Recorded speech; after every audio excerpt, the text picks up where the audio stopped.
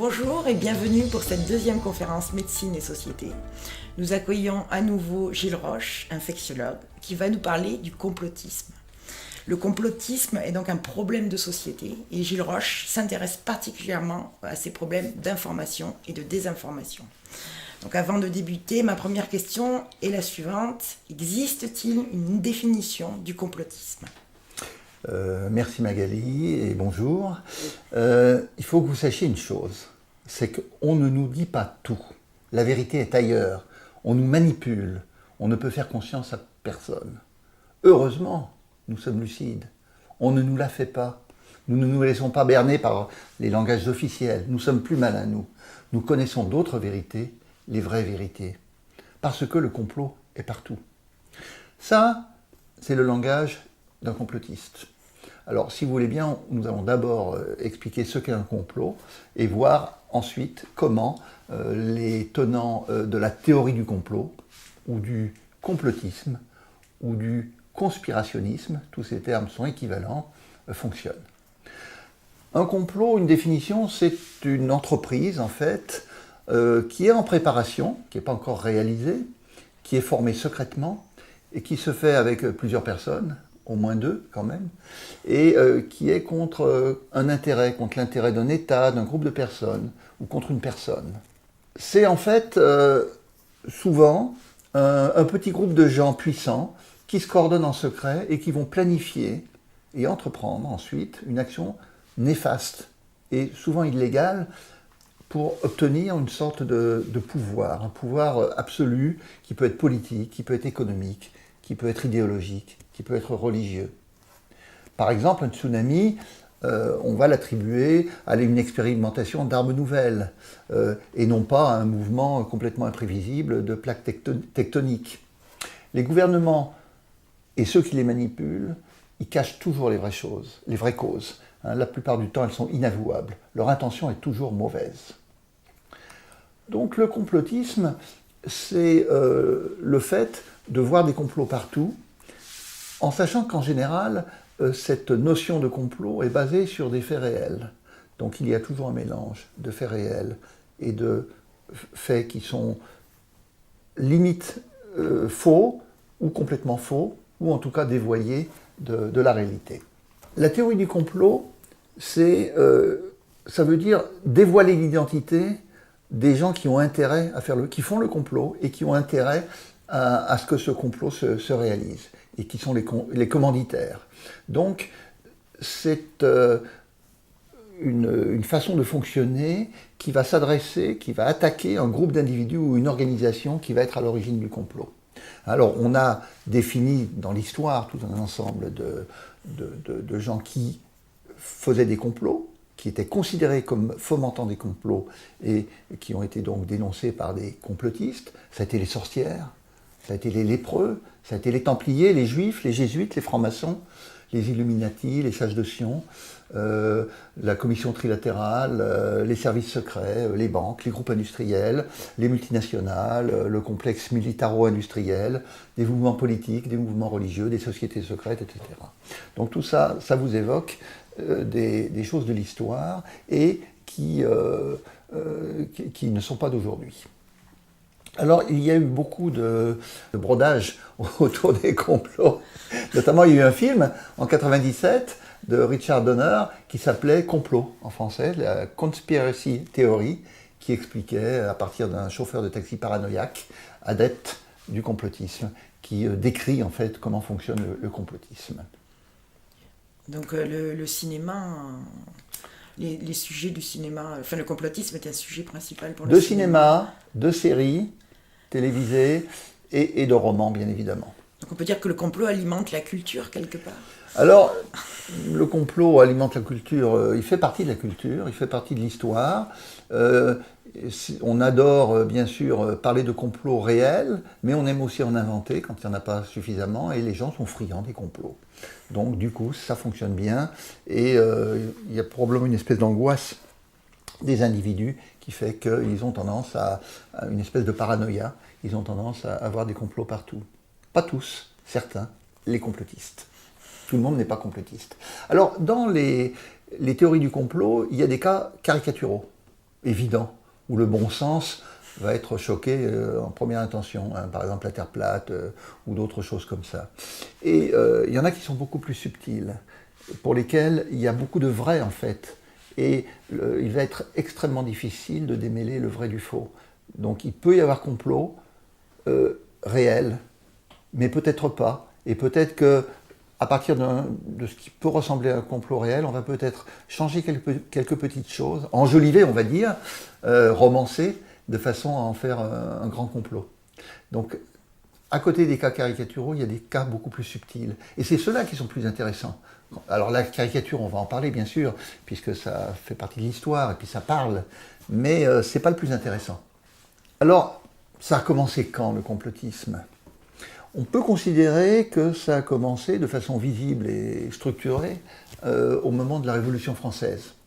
Et en fait, le complotisme de l'époque consistait à dire la Révolution française n'est pas un mouvement populaire spontané, une espèce de sortie spontanée venant d'un peuple excédé qui a voulu renverser un certain pouvoir, une certaine aliénation, mais ça a été une conspiration, et une conspiration principalement antichrétienne et contre le pouvoir. Et c'est l'abbé Augustin d'Aruel, en 1798, qui a expliqué ça en écrivant un livre qui a défini cette théorie du complot. Et la conspiration, ça a été beaucoup, pour les tenants de cette théorie, ça a été beaucoup les philosophes du XVIIIe siècle, Voltaire, Diderot, d'Alembert et également Frédéric II. Et puis, à cette époque-là, au XVIIIe siècle, il y a eu la naissance de la franc-maçonnerie. Et les milieux de la franc-maçonnerie ont tout de suite été considérés comme impliqués dans la Révolution française et dans cette théorie du complot. Et c'est à ce moment-là d'ailleurs que sont apparus les Illuminati de Bavière, qui était un groupe de francs-maçons en Bavière, qui aurait eu comme objet de supprimer le christianisme et la royauté, qui étaient forcément liés, pour faire triompher les idées cosmopolites des Lumières.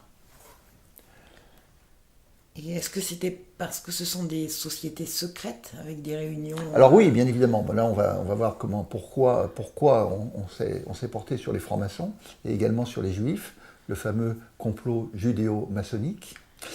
Mais à l'inverse, il y a également des révolutionnaires, et notamment du côté des Jacobins, qui ont manipulé des théories du complot et qui ont parlé de complot anti-révolutionnaire. On a soupçonné les Girondins, on a soupçonné les Autrichiens, les Vendéens, on les a soupçonnés de comploter contre la Révolution. Donc on a toujours un complotisme qui va servir plus ou moins ses intérêts et qui va permettre de parler de démasquer une stratégie qui en fait est complètement montée de toutes pièces. Alors, la théorie du complot donc, est née, en France en tout cas, avec la franc-maçonnerie française. Hein. La franc-maçonnerie a été condamnée par l'Église au XVIIIe siècle, hein, notamment par une bulle du pape Clément XII. Et puis la franc-maçonnerie a été victime de son succès. C'était une origine plutôt de l'élite, hein, aristocratique, qui attirait les couches supérieures de la société et qui s'est ouvert après aux classes nouvelles. Donc, un certain nombre de personnes ont pris ombrage de cette structuration de groupes qui fonctionnaient dans un certain secret et qui pouvaient agir pour de mauvais desseins. Alors les loges maçonniques n'étaient pas très secrètes parce que finalement les choses se savaient. Et en fait on a beaucoup parlé des arrière-loges, c'est-à-dire des structures qui derrière les loges maçonniques agissaient et en fait étaient les véritables acteurs du complot. Donc des arrière-loges qui étaient tapis dans l'ombre, qui étaient impénétrables. Et bien sûr on trouvait beaucoup de juifs. Alors, les Illuminati, c'était à cette époque-là. Qu'est-ce que c'est que les Illuminati? À la base, c'était une société de pensée allemande qui a été créée en 1776 et qui se sont appelés les Illuminati dans le sens où ils considéraient qu'ils avaient une certaine lumière. On parlait d'ailleurs du siècle des Lumières. Elle a été dissoute en 1785, mais elle aurait persisté, cette société, et elle existerait encore actuellement puisqu'elle est revenue à la mode. Et le but de cette société de pensée, c'était pas seulement de réfléchir sur la société de façon humaniste et intéressante, mais c'était en fait d'élaborer un véritable plan secret de domination du monde. Donc les Illuminati, leur stratégie, ça a été de se développer en secret et d'infiltrer des gouvernements, et notamment ceux qui venaient des révolutions. Et dedans, il y a eu les francs-maçons, les sionistes, la CIA, les communistes aussi, des sociétés secrètes, et tout ça était le noyau de ce que certains ont appelé les maîtres du monde. Et par rapport à leur symbole de cette pyramide tronquée et de l'œil, ça vient d'où? Alors oui, quand on regarde le billet américain, le billet vert de $1, on voit, il y a deux cercles avec des images dedans. Celle de gauche, c'est une pyramide tronquée, effectivement, avec des devises. Une pyramide tronquée avec un œil dans un pyramidon qui se trouve au-dessus, qui irradie, qui fait de la lumière. Et cet œil-là, et cette pyramide, bien sûr, est chargée de symboles. Et cette image et les devises qui sont au-dessus et en dessous ont été considérées comme étant des messages secrets propagés par les Illuminati. Alors il y a une devise au-dessus de cette pyramide qui s'appelle Annuit Coeptis, et en dessous il y a marqué Novus Ordo Seclorum. Alors qu'est-ce que ça veut dire? Pour les complotistes, le sceau, c'est au-dessus du sceau, il y a un œil qui est lucide et qui domine une base qui, elle, est aveugle. Donc c'est l'élite qui sait tout et qui contrôle le peuple. Annuit Coeptis, ça voudrait dire ce que nous entreprenons sera couronné de succès. C'est le cri de victoire des conspirateurs. Et en dessous, Novus Ordo Seclorum, le nouvel ordre des siècles, c'est un régime nouveau, qui est rebelle et indépendant de l'Église. Et puis en dessous, il y a marqué 1776. Il y a une date en chiffres romains. C'est l'année de fondation des Illuminati de Bavière. Donc, qui sont en fait les maîtres secrets du gouvernement américain. Donc, sur ce billet vert de $1, on a tous les éléments qui permettent de voir la trace des Illuminati et leur besoin de dominer le gouvernement, en l'occurrence américain. Et chaque fois qu'on voit des gens avec un triangle ou un œil, automatiquement, on interprète ceci comme étant un signe d'appartenance de ces gens aux Illuminati. Mais en fait, c'est le point de vue des conspirationnistes. Mais quand on regarde cette image du billet vert américain, on voit que ce sont des symboles qui étaient courants et qui étaient utilisés pour d'autres propos. L'œil dans le triangle, c'était la représentation de Dieu, et ça date de la Renaissance. Et on sait bien que le gouvernement américain était lié à la religion chrétienne, puisque les présidents jurent sur la Bible. La pyramide non terminée, donc la pyramide tronquée, c'est la nouvelle nation ça rappelle les pyramides d'Égypte, et donc c'est une nouvelle nation qui est vouée à durer pendant des siècles. Ensuite, il y a des rangées de pierres, il y en a 13, rangées de pierres, on va dire 13, il y a beaucoup de numérologie, bien évidemment, dans l'ésotérisme et dans le conspirationnisme. Et ces 13 rangées de pierres, en fait, ce sont les 13 colonies d'origine. C'est les 13 colonies qui ont créé les États-Unis, puisqu'au début, il y avait 13 États. Et sous l'œil de Dieu, sous l'œil de la Providence.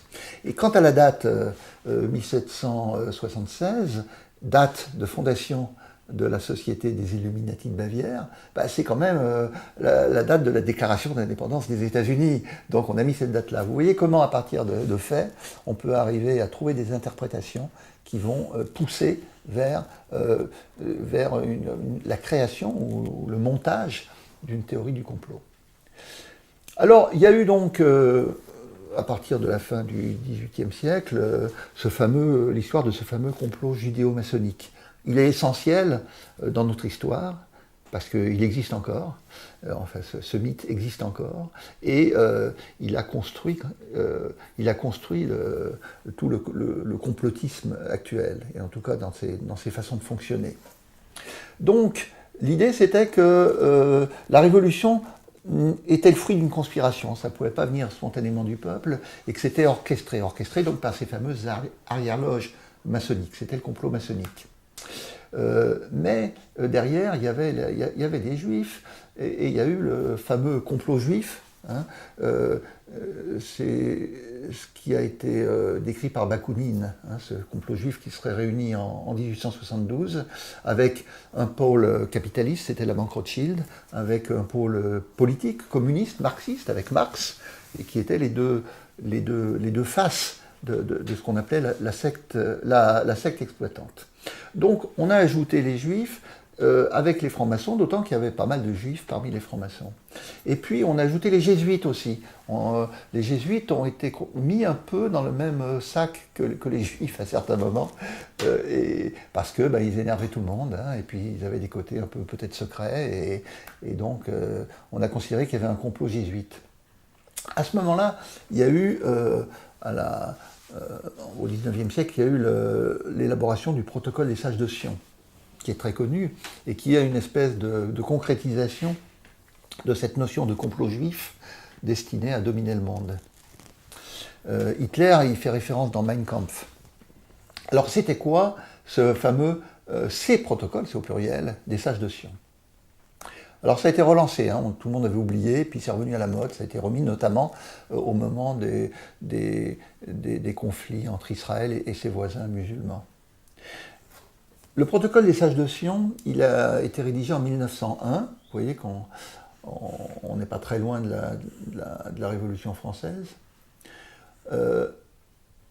Alors c'était écrit par un Russe qui s'appelait Mathieu Golovensky, qui était un informateur de la police secrète de l'Empire russe, qu'on appelait l'Okhrana.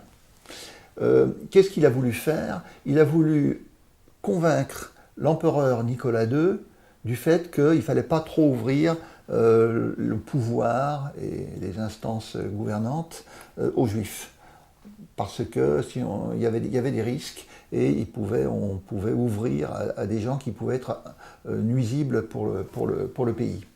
Donc il a écrit de toutes pièces pour le tsar Nicolas II, il a écrit des comptes rendus de réunions secrètes. Donc une vingtaine de réunions secrètes qu'on appelle les protocoles des sages de Sion.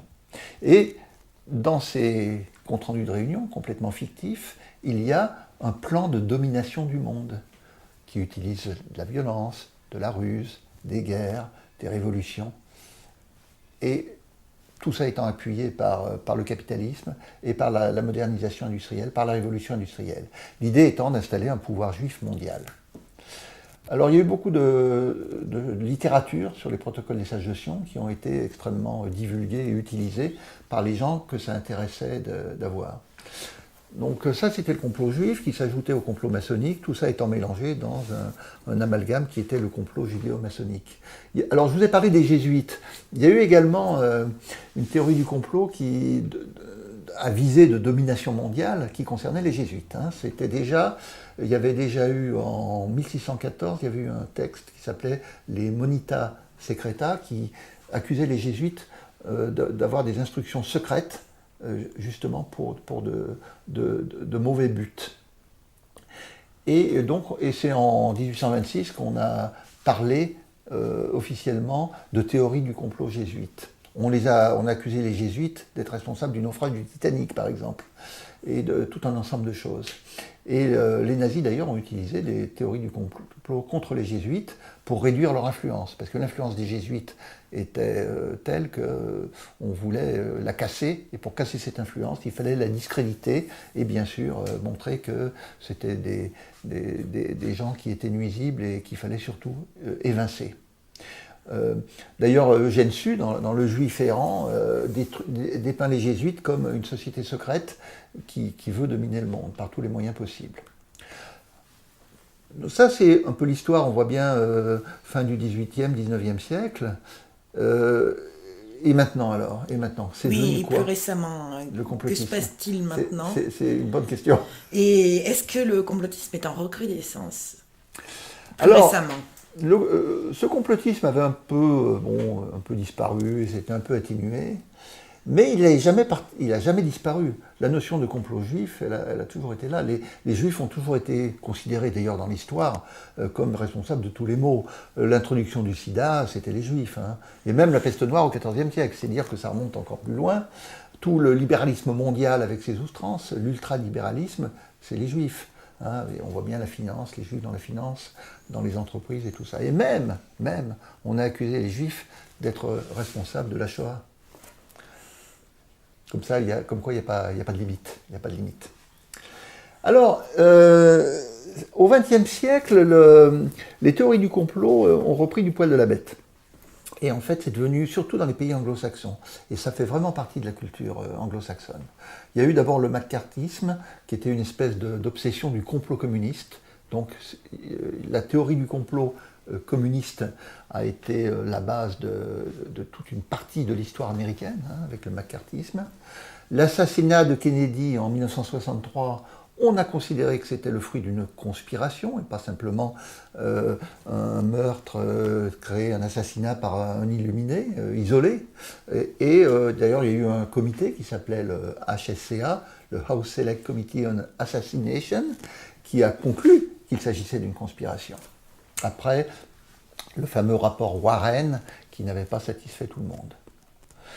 Il y a eu aux États-Unis l'affaire de Roswell. Alors je vais vous faire une petite énumération d'exemples de conspirationnisme du XXe siècle, avant d'arriver jusqu'à la période contemporaine, à maintenant.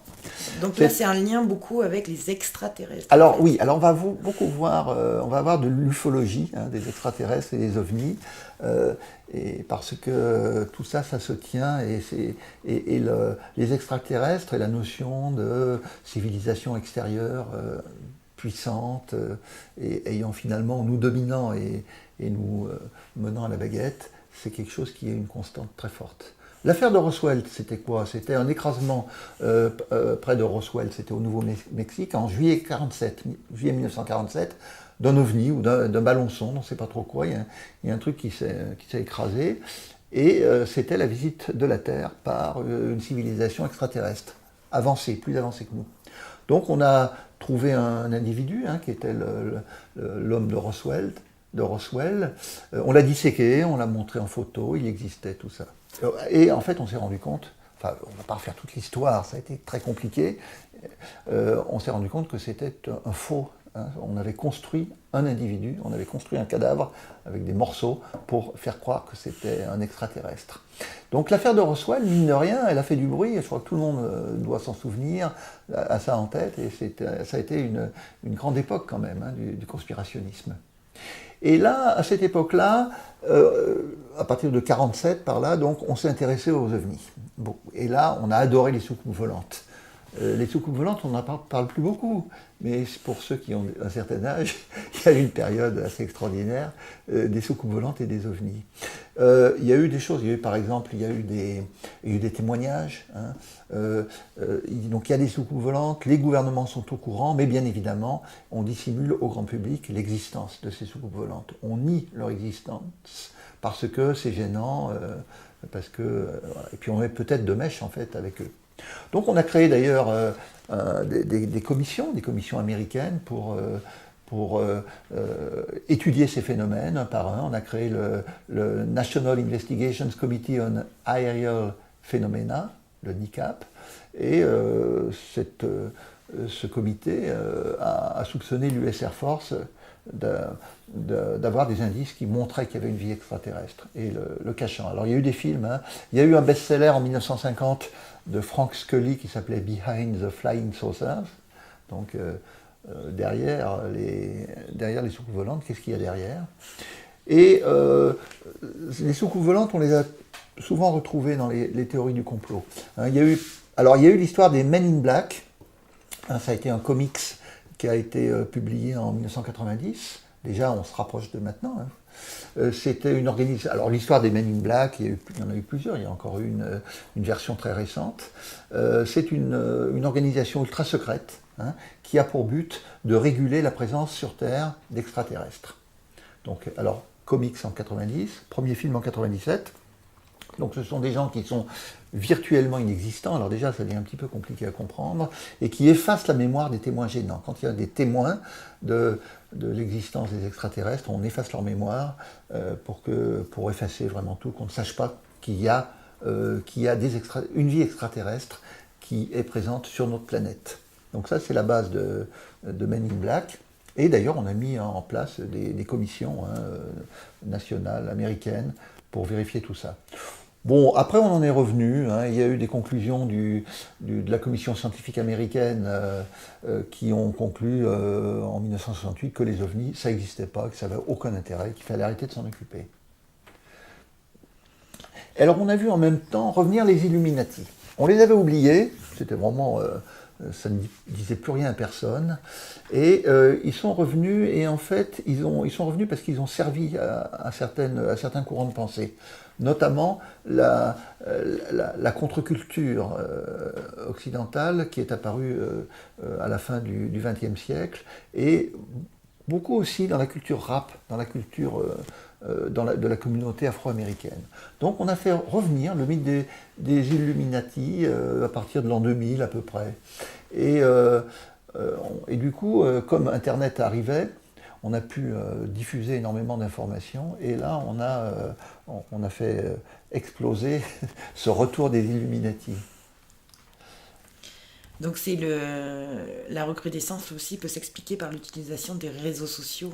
Bien sûr, l'Internet a permis de donner une diffusion extraordinaire.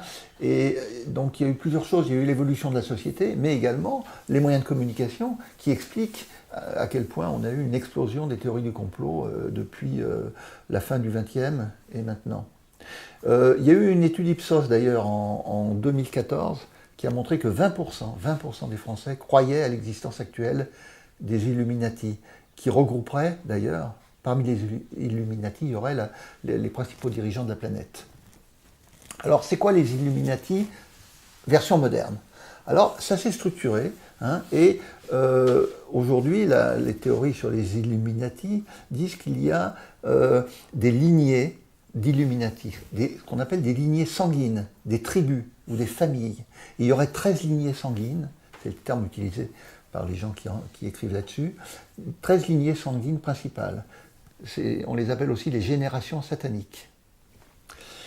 Et par exemple, il y a une des lignées qui regroupe toutes les familles royales européennes.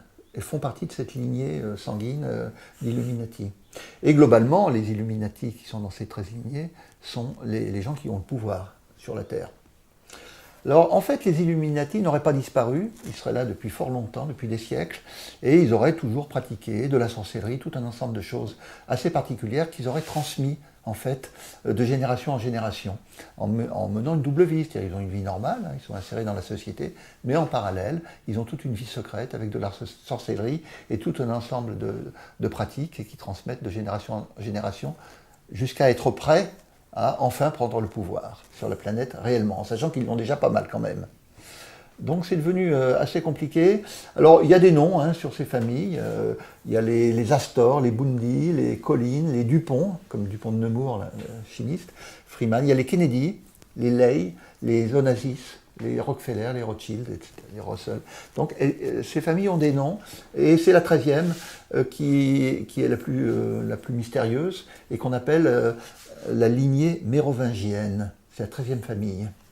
Et c'est dans cette lignée-là, la 13e, qu'il y a justement les familles régnantes. Le prince Charles en fait partie, bien sûr, en Angleterre. Alors, vous avez des livres sur les 13 lignées sataniques. Il y a pas mal d'ouvrages, vous pouvez aller voir ça sur Internet ou en librairie ou sur Amazon. Et tout ça a été repris par la littérature et par le cinéma. Et c'est vrai que le cinéma est un vecteur extraordinaire Il y a les réseaux sociaux et le cinéma. Et le cinéma et les réseaux sociaux. Tout ça, ça se repasse et ça fait résonance. Alors, il y a eu Dan Brown. Dan Brown qui a fait sa série de films, dans lequel il y a eu d'abord Ange et Démon, premier volet. Il a fait 5 films, une pentalogie, dans lesquels il y a le Da Vinci Code d'ailleurs. Le premier, c'était Ange et Démon en 2000. Le thème, c'est la menace des Illuminati. C'était une secte ancestrale qui s'est jurée de détruire l'Église catholique au Vatican. Donc il y a eu une adaptation au cinéma après en 2009 avec Tom Hanks et Ron Howard. Donc ça a été très populaire. Les gens ont adoré Ange et Démon. Après ça, il y a eu le Da Vinci Code, on a beaucoup aimé aussi, en 2000. C'était le 2e volet de la pentalogie, avec un héros, le fameux professeur Robert Langdon, qui, avec l'aide d'une cryptologue, mène une enquête et découvre des signes dissimulés dans les œuvres de Léonard de Vinci. Et tout ça mène, en analysant bien tous ces signes cachés, en les décodant, mène à converger vers une organisation religieuse qui est prête à tout pour protéger un secret qui se transmet et qui va permettre d'anéantir le dogme chrétien. Donc il faut déchiffrer le code et mettre à jour les secrets de façon à protéger les fondements du christianisme qui devraient être détruits sans ça par cela. Alors, vous voyez toute cette ambiance, c'est des choses qui parlent, hein, puisqu'on en a tous entendu parler, mais tout ça, là, on est dans les Illuminati.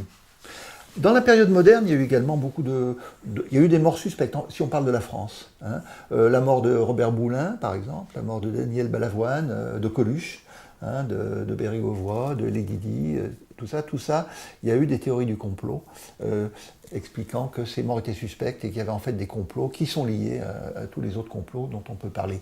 Parce qu'il y a des complots qui sont individuels et séparés, mais finalement ils se retrouvent, ils se croisent et des fois ils s'amalgament. Et est-ce qu'on peut toujours... est-ce qu'un complot naît toujours d'un traumatisme, en fait, ou d'un choc? Là, vous parlez de toutes ces morts ont été brutales et choquantes pour tout le monde. Et de même, quand on parle des extraterrestres, c'est au moment de la conquête spatiale. Est-ce que quand il y a un phénomène qui n'est pas compris, qui fait peur, est-ce que ça lance derrière un complotisme? Très souvent, il y a un événement. Il y a un événement qui va déclencher tout un montage. Alors, on se rapproche de maintenant. Dans les années 90, ce phénomène du complotisme, qu'on a bien vu qu'il existait hein, après la Deuxième Guerre mondiale, il y a eu un certain nombre d'éléments, d'exemples qu'on a cités, et le phénomène s'est accru de façon considérable. Par exemple, la première guerre du Golfe en 91, hein, l'Empire soviétique s'était effondré, et donc Bush, père, avait parlé de la formation d'un nouvel ordre mondial. Hein, donc à ce moment-là, ça a commencé à tourner un peu au vinaigre, et il y a eu les attentats du 11 septembre 2001, et là, il y a eu des théories du complot assez extraordinaires. Donc il y a eu la montée de l'islamisme. Et la montée de l'islamisme, avec un fond de crise économique, une espèce de marasme ou de malaise au niveau de la société, la crise boursière en 2000, la crise des subprimes en 2008, tout ça a créé une ambiance très favorable à l'arrivée, à la montée de théories du complot. Alors le 11 septembre, bon, la théorie des complotistes, c'est qu'aucun avion ne se serait écrasé sur le World Trade Center et sur le Pentagone non plus. Hein, ça a été en fait la CIA qui a dynamité les tours et avec l'aide des services secrets israéliens, hein, du Shin Bet notamment. Pourquoi ? Pour augmenter la mainmise sur le pétrole du Moyen-Orient et puis surtout pour légitimer l'intervention de l'Occident contre les musulmans, et notamment dans les pays pétroliers. Donc, après il y a eu les attentats de Paris, les attentats de Bruxelles, tout ça c'était la même chose, hein, c'était un grand complot américano-sioniste pour justifier le fait qu'on allait taper sur les musulmans et avoir une mainmise sur les pays. Alors, dans les autres choses, mais on y reviendra tout à l'heure, dans les autres choses, actuelles, il y a des choses assez extraordinaires. Moi, il y a une des théories que je préfère, c'est les reptiliens. Les reptiliens, c'est une grande conspiration politique. Et les gens qui sont tenants de la théorie des reptiliens, c'est à peu près... ils considèrent qu'il y aurait à peu près la moitié des gens sur la planète seraient des reptiliens, feraient partie de cette conspiration. La moitié ? Oui.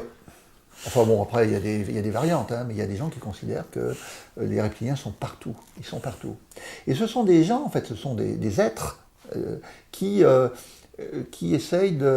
prendre le contrôle du monde, hein, de toute façon, et qui veulent créer une espèce, l'améliorer pour pouvoir justement contrôler le monde. Et bien sûr en exploitant les autres. Alors, ils sont où les reptiliens? Puisqu'ils sont là, ils sont parmi nous, hein, vous en êtes peut-être. Il y a deux théories. Soit il y a des gens qui considèrent qu'ils habitent au centre de la Terre, hein, parce que c'est l'histoire de la Terre creuse habitée. La Terre est creuse, elle est habitée par les reptiliens. Il y a la terre creuse et la terre plate. C'est pas les mêmes. Oui, alors si elle est creuse et plate, là, faut... ouais. Ah bah non, c'est pas les mêmes. Comme quoi, il y a le choix, on peut choisir ce qu'on veut. Hein. La carte est fournie. Donc, la théorie de la terre creuse habitée, donc ils ressortent de temps en temps, hein, quand ils vont faire des choses, et puis quand ils sont à la surface de la Terre, ils prennent l'allure de gens normaux, et bien sûr, ils mènent une double vie, et tout est fait pour prendre le contrôle de la planète. Alors, dans les reptiliens, il y avait George Bush, hein, il y a la reine Elisabeth, c'est un reptilien, et d'ailleurs, il y a des photos qui montrent, en faisant de l'anamorphose, qu'en fait, on voit bien que c'est un reptile. Hein, elle a des écailles qui viennent sur elle. Voilà. Madonna aussi, la famille Clinton, Barack Obama, c'est des reptiliens qui se déguisent en humains, hein, pour diriger le monde. Donc, comme pour les francs-maçons, comme les Illuminati. Et d'ailleurs, il y a des Illuminati qui peuvent très bien être des reptiliens. Tout ça communique très bien ensemble, hein, et ça peut très bien s'amalgamer, il n'y a pas de question. Alors, il y a eu un sondage en avril 2013 qui a montré que plus de 12 millions d'Américains étaient adeptes de la théorie reptilienne. Alors, c'est pas négligeable. Évidemment, ça fait que 4% de la population, mais enfin, c'est pas rien quand même.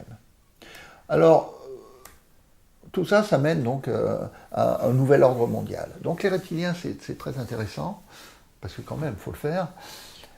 Dans les autres théories qui sont vivantes et qui reviennent à la surface, je vais vous en citer quelques-unes. Il y a la théorie, la théorie des anciens cosmonautes, hein, ce qu'on appelle les Anunnaki. Les Anunnaki, c'est toute une histoire. Ce sont des gens d'une civilisation extraterrestre, hein, extrêmement évoluée, qui sont venus sur Terre il y a fort longtemps et qui ont trouvé des humains très primitifs, les premiers hommes, et ils les ont modifiés génétiquement. C'est-à-dire qu'ils ont mis un peu de leur ADN dedans pour pas en faire des Anunnaki complètement, mais quand même les améliorer et en faire surtout des esclaves. Parce que le problème des Anunnaki, c'était de trouver de l'or.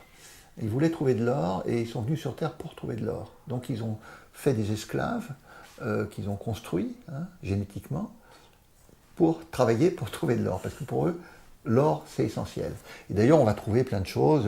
Il y a des légendes zoulous qui parlent d'une époque de visiteurs des étoiles qui sont venus chercher de l'or et d'autres ressources. Voilà. Donc tout ça, c'est très construit, les Anunnaki. D'ailleurs, en fait, ça remonte à la civilisation sumérienne. Et on a trouvé des tablettes d'argile dans les ruines de Ninive, hein, donc on monte à fort loin, où à l'évidence, il y a des symboles, il y a des dessins qui sont directement en relation avec les Anunnaki. Il y a des objets bizarres, il y a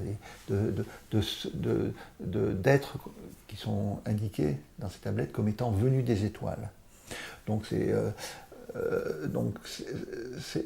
gens-là, donc, ils ont des espèces de trucs qui ressemblent à des montres, hein, des gens, et donc il est évident qu'ils étaient très évolués déjà à cette époque et ils sont venus, et s'ils sont venus, c'est pas pour rien. Hein, ils ont fait des choses, ils ont mis en place un certain nombre de choses, et derrière, ils ont un dessin particulier, ils ont un but particulier. Donc, c'est la théorie des anciens cosmonautes, hein, et toutes ces tablettes d'argile qui montrent qu'il y avait cette race d'extraterrestres et qui était venue sur Terre pour son or. Oui, alors pourquoi l'or ? Alors, je vais vous lire un petit texte qui dit pourquoi ça les intéresse. L'or reflète la lumière infrarouge. Infrarouge, c'est la lumière que vous ne pouvez pas voir, qui est manifeste sous forme de chaleur. Les radiations interagissent avec nos molécules et les font vibrer plus vite jusqu'à ce que ça commence à chauffer. L'or est aussi un bon bouclier anti-chaleur car il est si malléable. On peut faire quelque chose d'extrêmement fin, c'est très facile de travailler avec, il a des incroyables propriétés pour la réflexion et la protection contre la chaleur, etc. Donc ça, c'est une espèce de baragouinage assez extraordinaire de gens qui sont des tenants de la théorie des anciens cosmonautes. Alors c'est du charabia, hein, qui veulent expliquer à quel point ils avaient besoin de l'or, c'était vital pour eux. Et que c'est pour ça qu'ils sont venus nous voir, et c'est pour ça qu'ils se sont installés. Dans les autres choses intéressantes, récentes, en 2015, c'est récent, il y a eu la fameuse mystérieuse île volante, Laputa, L-A-P-U-T-A. Donc il y a eu un objet de plusieurs kilomètres de diamètre qui était en orbite autour de la Terre et qui a été filmé, qui a été vu. Et ça c'est extraordinaire, une anomalie massive qui bien sûr a été complètement cachée par la NASA. Parce que la NASA, elle est complètement de mèche avec les comploteurs. Donc elle a effacé les traces. Hein. Et alors on a vu en fait que c'était le reflet de la lumière à travers les nuages qui donnait cette impression. Et alors on s'est amusé à expliquer comment était cette île volante, c'est mieux qu'une soucoupe volante quand même, une île volante de plusieurs kilomètres. Voilà, et on a expliqué que tout ça avait été caché, qu'en fait elle avait bien été là. Voilà, alors qu'en fait c'était des effets d'optique, comme il y en a souvent. Il y a eu l'histoire de l'homme sur la Lune, hein, le Man on the Moon. Bien évidemment, pour les complotistes, l'homme n'a jamais marché sur la Lune. Alors il y a des tas d'arguments, hein, comment ça se fait, le drapeau ne flotte pas, tout ça. Et puis c'est vrai qu'on a aussi des images d'entraînement de cosmonautes dans des studios. Et quand on voit ces entraînements filmés ou photographiés dans des studios, ça ressemble à ce qui se passe sur la Lune. Ben oui, les studios, ils essayaient de faire un décor qui ressemblait un peu à celui de la Lune. On dit, vous voyez bien, tout ce qui a été filmé avec Buzz Aldrin et Neil Armstrong, c'est des choses tournées en studio. Il y a eu les chemtrails, ces traînées blanches là qu'on voit dans le ciel avec les avions en réaction. Donc bien évidemment, ce qu'on voit dans le ciel, ce n'est pas de la condensation de vapeur d'eau, de la vapeur d'eau qui est émise par les moteurs des avions, hein, c'est pas ça du tout. Ce sont des produits chimiques qu'on déverse à haute altitude sur les populations pour un certain nombre de buts qui ne sont pas avouables et puis qui sont bien sûr malfaisants. Hein. Donc souvent pour asservir les populations, les rendre dociles, bêtes, etc. Donc c'est aussi des armes bactériologiques. Voilà. On fait des grands épandages dans le ciel et on explique que c'est de l'eau de condensation des avions en réaction. Donc ça, les chemtrails, c'est assez vivant hein, comme théorie du complot. Donc il y a eu beaucoup d'écrits là-dessus, et puis des fois on dit tiens, il y a plein de traînées dans le ciel, comment ça se fait, il n'y en avait pas hier, etc. On va expliquer on va monter tout un ensemble d'arguments fallacieux pour expliquer que visiblement il y a quelque chose, il y a un dessin, c'est organisé tout ça, et il y a un but. Donc ça, les chemtrails, c'est assez vivace. Alors il y a la Terre plate aussi. La Terre est plate, hein, les conspirationnistes platistes, qui sont d'ailleurs en général des croyants, hein, ils croient à des religions, hein, notamment les chrétiens et les musulmans, notamment quand on est créationniste et qu'on pense que tout a été créé il y a 7000 ans, la Terre, l'homme et tout ça, et qu'il n'y a pas du tout l'âge de la Terre et des êtres vivants n'est pas du tout ce qu'on nous raconte, hein, on réfute la notion de la datation au carbone 14 et on réfute toute la théorie de l'évolution darwinienne. C'est quand on croit ça, on peut arriver à croire justement que la création de la Terre a été totalement différente de ce qu'on nous dit, et puis que la Terre n'est pas ronde en fait. Tout ça, c'est des histoires. Donc les cartes sont fausses. Hein. La Terre, elle est plate et circulaire. Il n'y a pas de pôle sud, il n'y a pas d'Antarctique. Tout le reste, ça a été des images truquées. Pareil, hein, le Soleil, la Lune, l'ensemble des planètes, tout ce qu'on raconte, c'est des images qui ont été fabriquées dans les labos photographiques de la NASA. Alors il y a plein d'images, c'est très joli, hein, de la Terre plate. Il y a des théories qui expliquent à quel point il est évident scientifiquement que la Terre est plate. Hein. Donc là, on ne va pas entrer dans les détails. Bon, après, qu'est-ce qu'on va dire hein, quand on sait le nombre de Français qui pensent que la Terre est plate, à peu près 6 millions de personnes. C'est quand même un peu moins de 10%, c'est vrai que c'est un peu étonnant, surtout si on a pris l'avion, qu'on a fait quasiment le tour du monde une fois, et qu'on a vu que quand on faisait le tour du monde, la Terre était vraiment ronde, quoi, ronde au sens sphérique du terme. C'est vrai qu'on trouve ça extrêmement curieux, on se demande comment des gens peuvent croire des trucs pareils.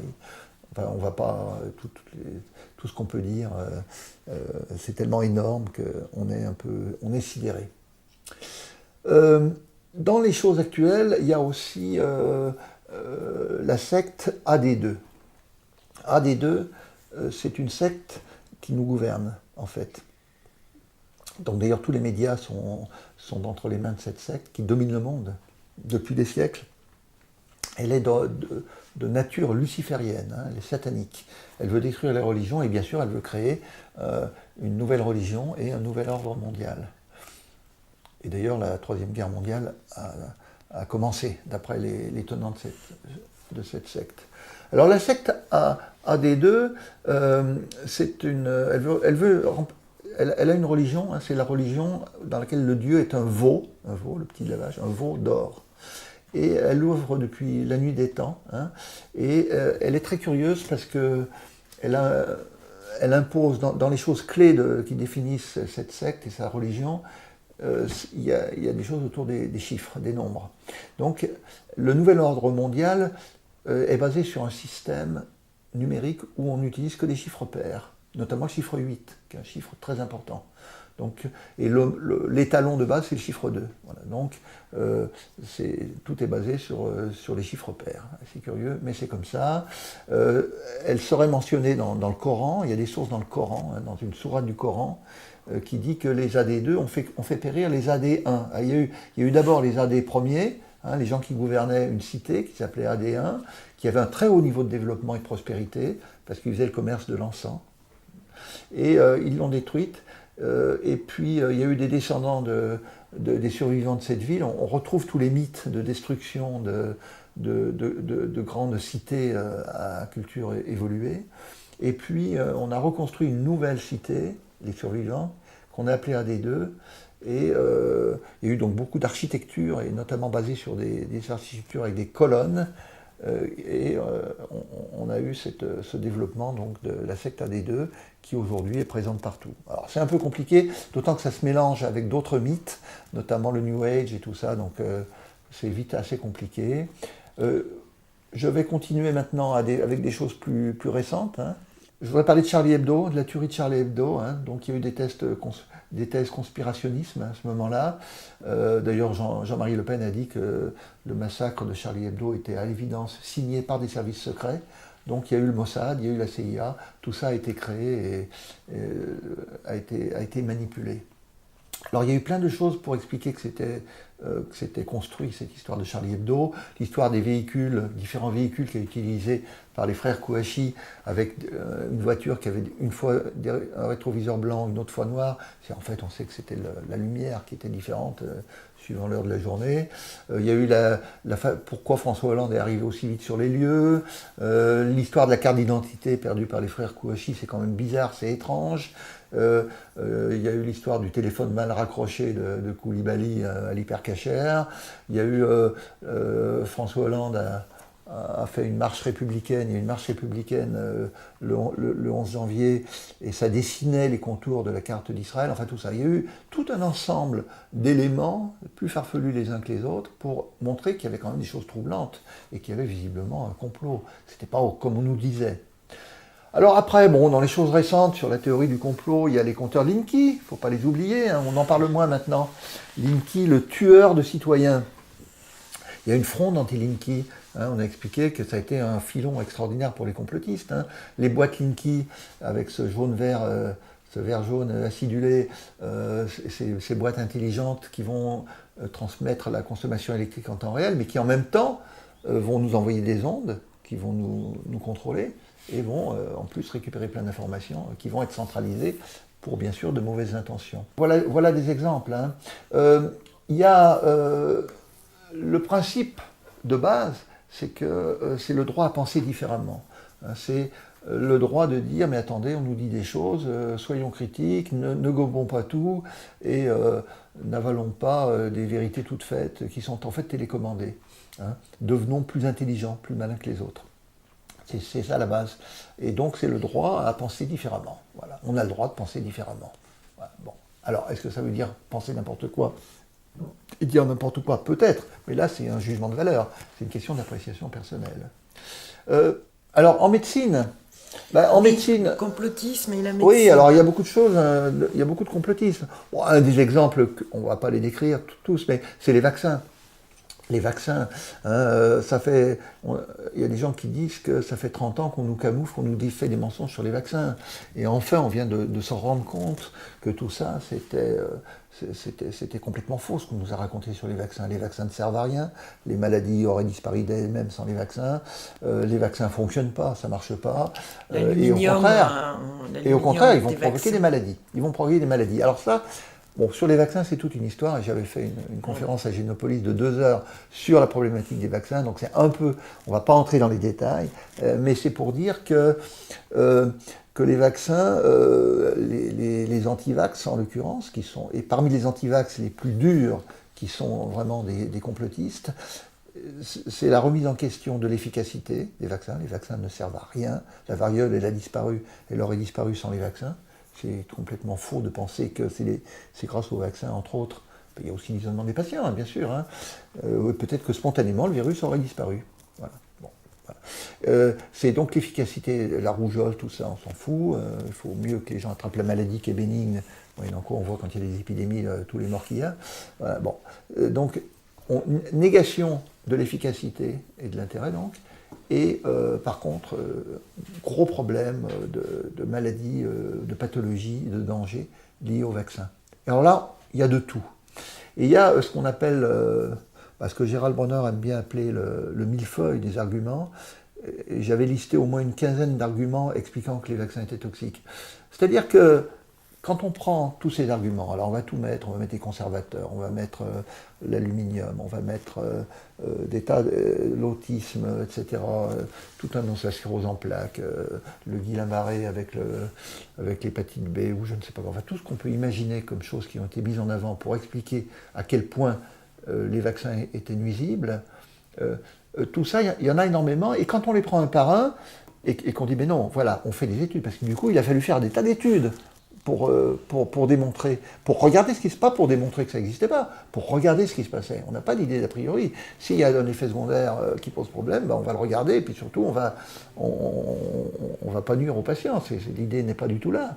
L'idée, c'est pas de vouloir détruire une idée qui est posée. Simplement, il faut la regarder. Et la regarder, ça va demander beaucoup d'efforts.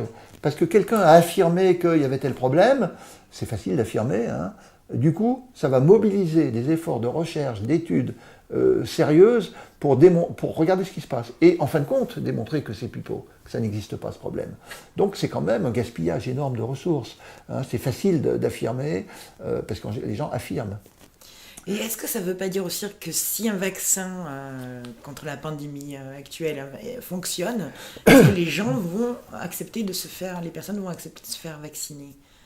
Est-ce qu'ils sont très... Dans le vaccin actuel, il n'y en a pas pour l'instant, mais moi je suis assez optimiste sur le fait qu'on aura un vaccin. Oui, mais est-ce que du coup... Je vais répondre. Pardon. Autant je suis très pessimiste sur le fait qu'on ait un antiviral efficace, on voit bien c'est compliqué les antiviraux, autant un vaccin, ça serait assez étonnant quand même qu'on n'arrive pas à avoir un vaccin suffisamment immunogène, suffisamment efficace. Mais pour l'instant on ne l'a pas. Et on met de gros efforts. Alors, est-ce que les gens vont se faire vacciner ? Aujourd'hui, c'est compliqué, c'est ambigu dans la tête des gens. Aujourd'hui, on se dit, si on avait eu un vaccin, quand même, ça aurait été extraordinaire. Si on avait un vaccin, on n'aurait pas les problèmes actuels, on n'aurait pas des centaines de milliers de morts sur la Terre. Et on n'aurait pas eu l'arrêt de l'économie, le confinement. Enfin, on aurait adoré avoir un vaccin. Vraiment, vraiment, vraiment. Donc on en développe, on fait une pression. Comment ça se fait ? On ne l'a pas encore. Et c'est long. D'habitude, ça prend des années. On va essayer de faire plus vite. Bon. Donc il y a cet appétit extraordinaire de vaccin. Mais en même temps, il y a des anti-vax. Il y a des gens qui vont dire, mais attendez, ça ne sert à rien. De toute façon, le virus aura disparu. Et puis, de toute façon, ça ne marchera pas. Et puis, il vaut mieux attraper la maladie et avoir une immunité naturelle, bien sûr. Tout ce qui est naturel est beaucoup mieux. Et puis aussi, ça va être un moyen, on va bien sûr le rendre obligatoire, on va nous créer encore des contraintes. Tous les gens qui ont râlé contre les vaccins obligatoires, ils vont dire, tiens, on nous en rajoute, c'est encore un moyen d'être autoritaire et de nous contrôler. Donc il y a beaucoup de... et puis bien sûr, ça va nous rendre malades, hein, ça va nous rendre autistes, bêtes et tout. Donc les antivax n'ont pas désarmé. Alors là-dedans, il y a des gens qui vont suivre et d'autres qui ne vont pas suivre. Moi, j'ai tendance à penser qu'il y aura quand même, dans la population générale, il y a les irréductibles, là, de toute façon, il n'y a rien à en tirer, mais il y a beaucoup de gens qui sont entre deux, et qui se disent quand même, oui, c'est vrai, la rougeole, ça rend autiste, le machin, le truc, l'aluminium, et ce fameux millefeuille, je parlerai de ce fameux millefeuille des arguments, parce que c'est important. Ouais, il y a tout ça quand même, c'est pas clair, vaut mieux pas se faire vacciner. Tous ces gens qui ne savent pas trop et qui sont inquiets, ou les mères pour leur enfant, ils sont prêts à passer d'un côté ou de l'autre, soit à dire oui, il faut vacciner, c'est quand même raisonnable, soit il ne faut pas. Et c'est ceux-là qui font la partie influençable. Et ces gens-là, je pense quand même, ils accepteront le vaccin, parce qu'on a vu ce que ça donnait au niveau de la planète, cette pandémie. Mais il y aura des irréductibles. Voilà, donc il y a beaucoup de choses sur la médecine. Et après, il y a le Covid. Alors, Oui. Alors, on peut dire un petit mot sur, mais vraiment au pas de course, sur les théories du complot du Covid-19, parce que sinon, ça va être très long. Alors, mais il y en a eu plusieurs, c'est vraiment une bonne source de... automatiquement, dès qu'on a un phénomène de ce type-là, il y a de la désinformation, il y a des fake news, il y a de la théorie du complot, il y a tout ça. Et là, on a tout eu. On a tout eu. Donc, on a été servi. Ça a été, c'était extraordinaire. Pour les gens qui s'intéressent à ça. On n'a pas été déçus du voyage. On aurait pu dire d'ailleurs que les gens penseraient qu'on a fabriqué le virus, que tout ça. Il y a eu déjà l'histoire de la chloroquine. Ça semble anodin. Après tout, on dit tiens, quelqu'un a une idée d'un traitement. La tristement célèbre histoire. Chloroquine, hydroxychloroquine plus azithromycine, donc c'est super, on va essayer tout ça. Bon, c'est banal. Il y a eu des dizaines d'idées de traitements parmi des choses existantes. Je ne parle même pas de la recherche de nouveaux traitements. Donc c'est bien, c'est normal, on a des idées, des intuitions, mais derrière, il faut établir les faits, il faut vérifier. Parce que parmi toutes les choses qu'on dit, il y en a plein qui vont s'avérer inintéressantes. Et s'il y en a une sur 50 qui s'avérait effectivement intéressante pour les patients, on va être très content. Donc là, on est parti sur quelque chose de normal, et après tout a dérapé. C'est-à-dire qu'on n'a pas fait les choses normalement, on n'a pas fait une étude sérieuse sur plusieurs centres, comparative, randomisée, qui permettent de voir si vraiment, par rapport à des patients qui ne prennent pas le traitement, ceux qui en prennent, comparables, ont un bénéfice. On ne l'a pas fait. Alors du coup, on est parti dans des choses extraordinaires. Et les gens qui ont dit, qui n'ont pas dit ça ne marche pas, mais qui ont dit on aimerait bien valider ce traitement-là, et s'il marche, alléluia, en plus il n'est pas cher, on est très content, mais on n'a pas eu, et on l'a fait tardivement, et d'autres l'ont fait que le promoteur de l'idée. Quand on promeut une idée, surtout si on a les moyens de le faire, on a la charge de la preuve, on doit fournir aux gens, et après on va les convaincre. Si on fait de bonnes études bien solides, auditables, etc., si les résultats sont là, les médecins ils disent c'est tout bon, on prend. On y croit au sens qu'on n'est pas dans la croyance en médecine. On voudrait qu'on soit dans la croyance, mais on n'a pas à l'être. Par contre, on ne va pas croire au truc, on va simplement accepter des faits évidents, ça marche, c'est bien toléré, bon rapport bénéfice-risque, donc on prescrit. Il n'y a pas de souci là-dessus, c'est la démarche normale. Mais on est parti complètement de travers. Et dès que des gens ont émis l'idée, et ça a été terrible quand même pour certaines personnes, dès qu'on a émis un doute sur l'efficacité de ce traitement, on dit mais non, on n'a pas les éléments pour dire si c'est efficace, hop, on est tombé déjà dans les rangs des méchants et dans des complotistes. On est contre Raoult, il y a un complot anti-Raoult. Et on est bien évidemment un agent de la Big Pharma, automatiquement. Il y a la Big Pharma qui arrive.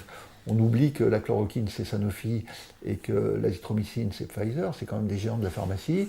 Alors on va dire, ça coûte pas cher. Oui, d'accord, ça coûte pas cher. Bon, la dexaméthasone là, qui vient de sortir apparemment comme efficace dans les formes sévères, c'est pas nouveau. On attendra la suite. La dexaméthasone, on attendra, non mais apparemment... Bon, et puis la dexaméthasone, soludécadron, ça s'utilise dans les pneumatiques sévères depuis longtemps. Enfin, c'est pas un scoop. Bon, encore faut-il vérifier que dans ce cas-là précis, c'est efficace. Bon, c'est très bien, ça coûte 3 sous, ça coûte rien. C'est pas parce que ça coûte pas cher qu'on va barrer le truc. Au contraire, tout le monde va se précipiter dessus pour l'utiliser. On va pas dire, non, on va barrer la dexaméthasone parce que ça coûte pas cher, parce que la Big Pharma veut promouvoir des produits qui, eux, vont coûter la peau des fesses. C'est pas vrai, c'est pas comme ça que ça se passe.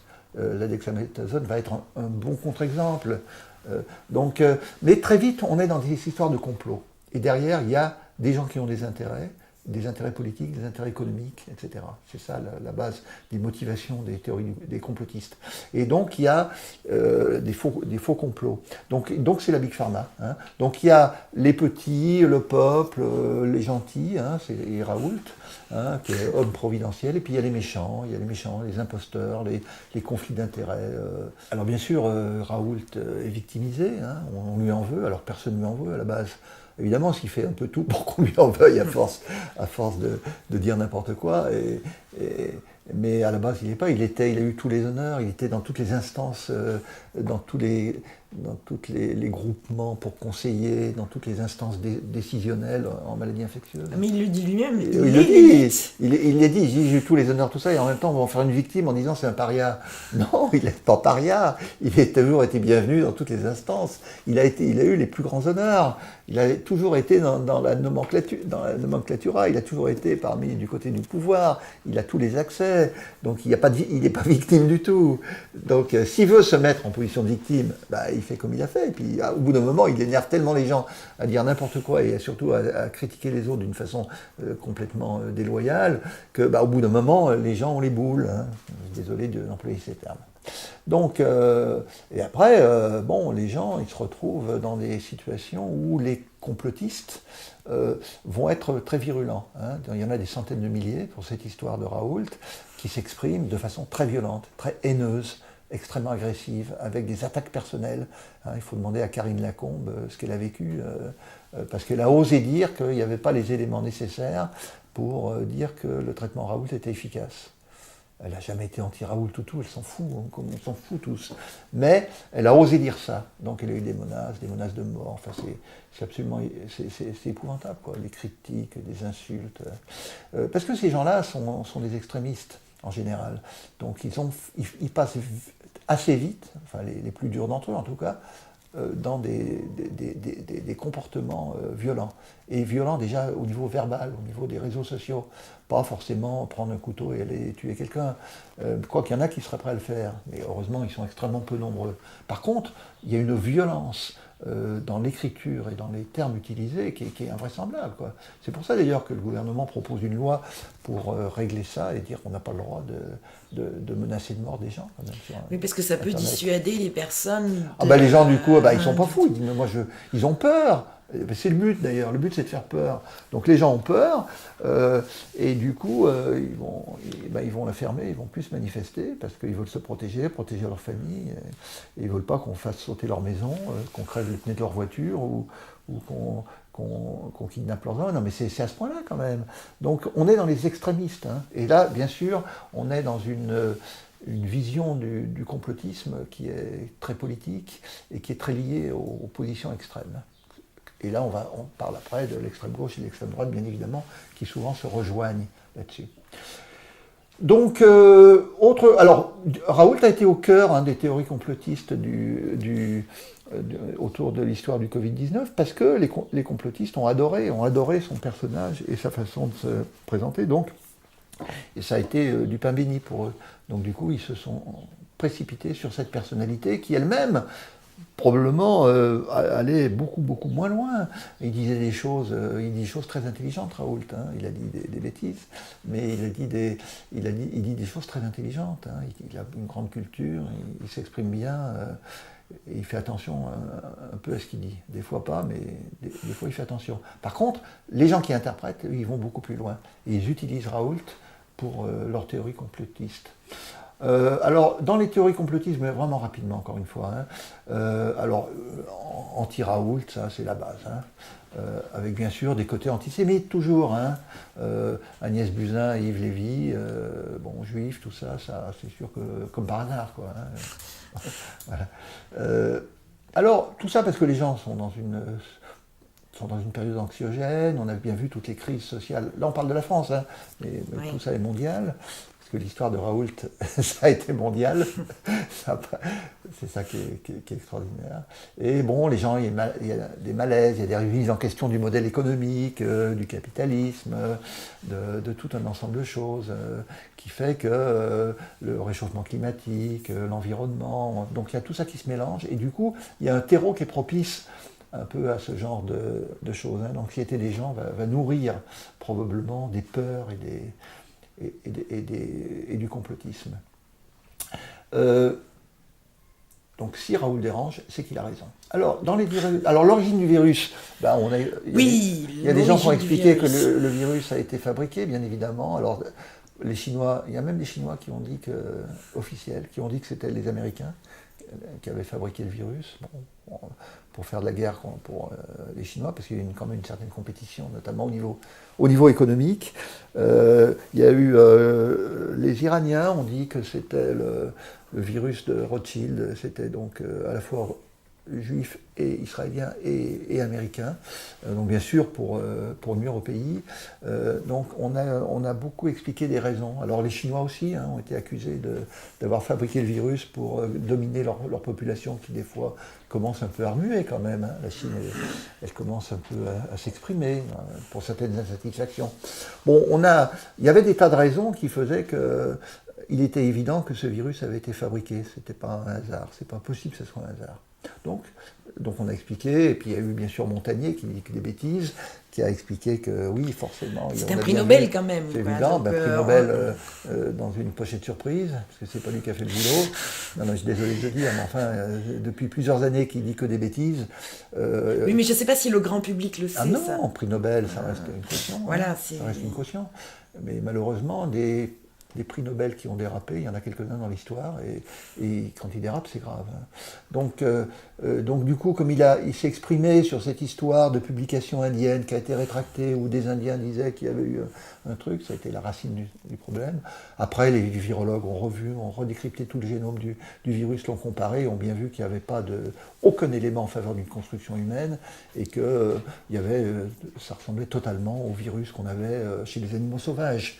Donc cette histoire de fabrication du virus a disparu, mais ça a été très vivant quand même. On a fabriqué le virus. Oui, et il y a des personnes qui se posent la question de savoir pourquoi dans les laboratoires on travaille avec des virus aussi dangereux. Alors, il y a un mélange à ce niveau-là. Ce virus n'était pas considéré comme hautement dangereux. D'ailleurs, il n'y avait pas besoin d'un labo P4, un laboratoire P3 aurait suffi.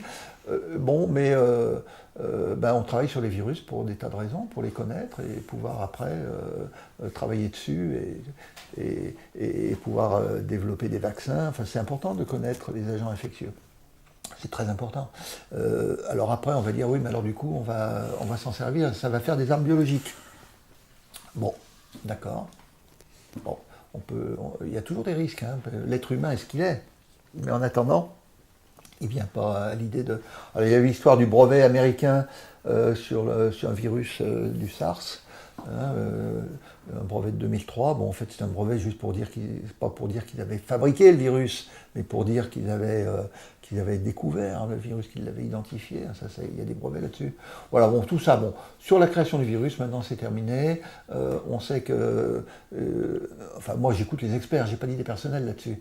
J'écoute les experts qui disent, on a bien regardé, c'est évident. Il peut y avoir quelques bases qui se suivent et qui, dans un même ordre qu'un virus du VIH, qu'un VIH, pardon, le virus du sida, mais il faut qu'il y ait une longueur suffisante pour que ça semble troublant vraiment et que ça ressemble. Et ils disent non, il n'y a pas de séquence suffisamment longue pour qu'on puisse le penser. Et par contre, l'analogie avec les souches qu'on a chez les animaux sauvages est excellente.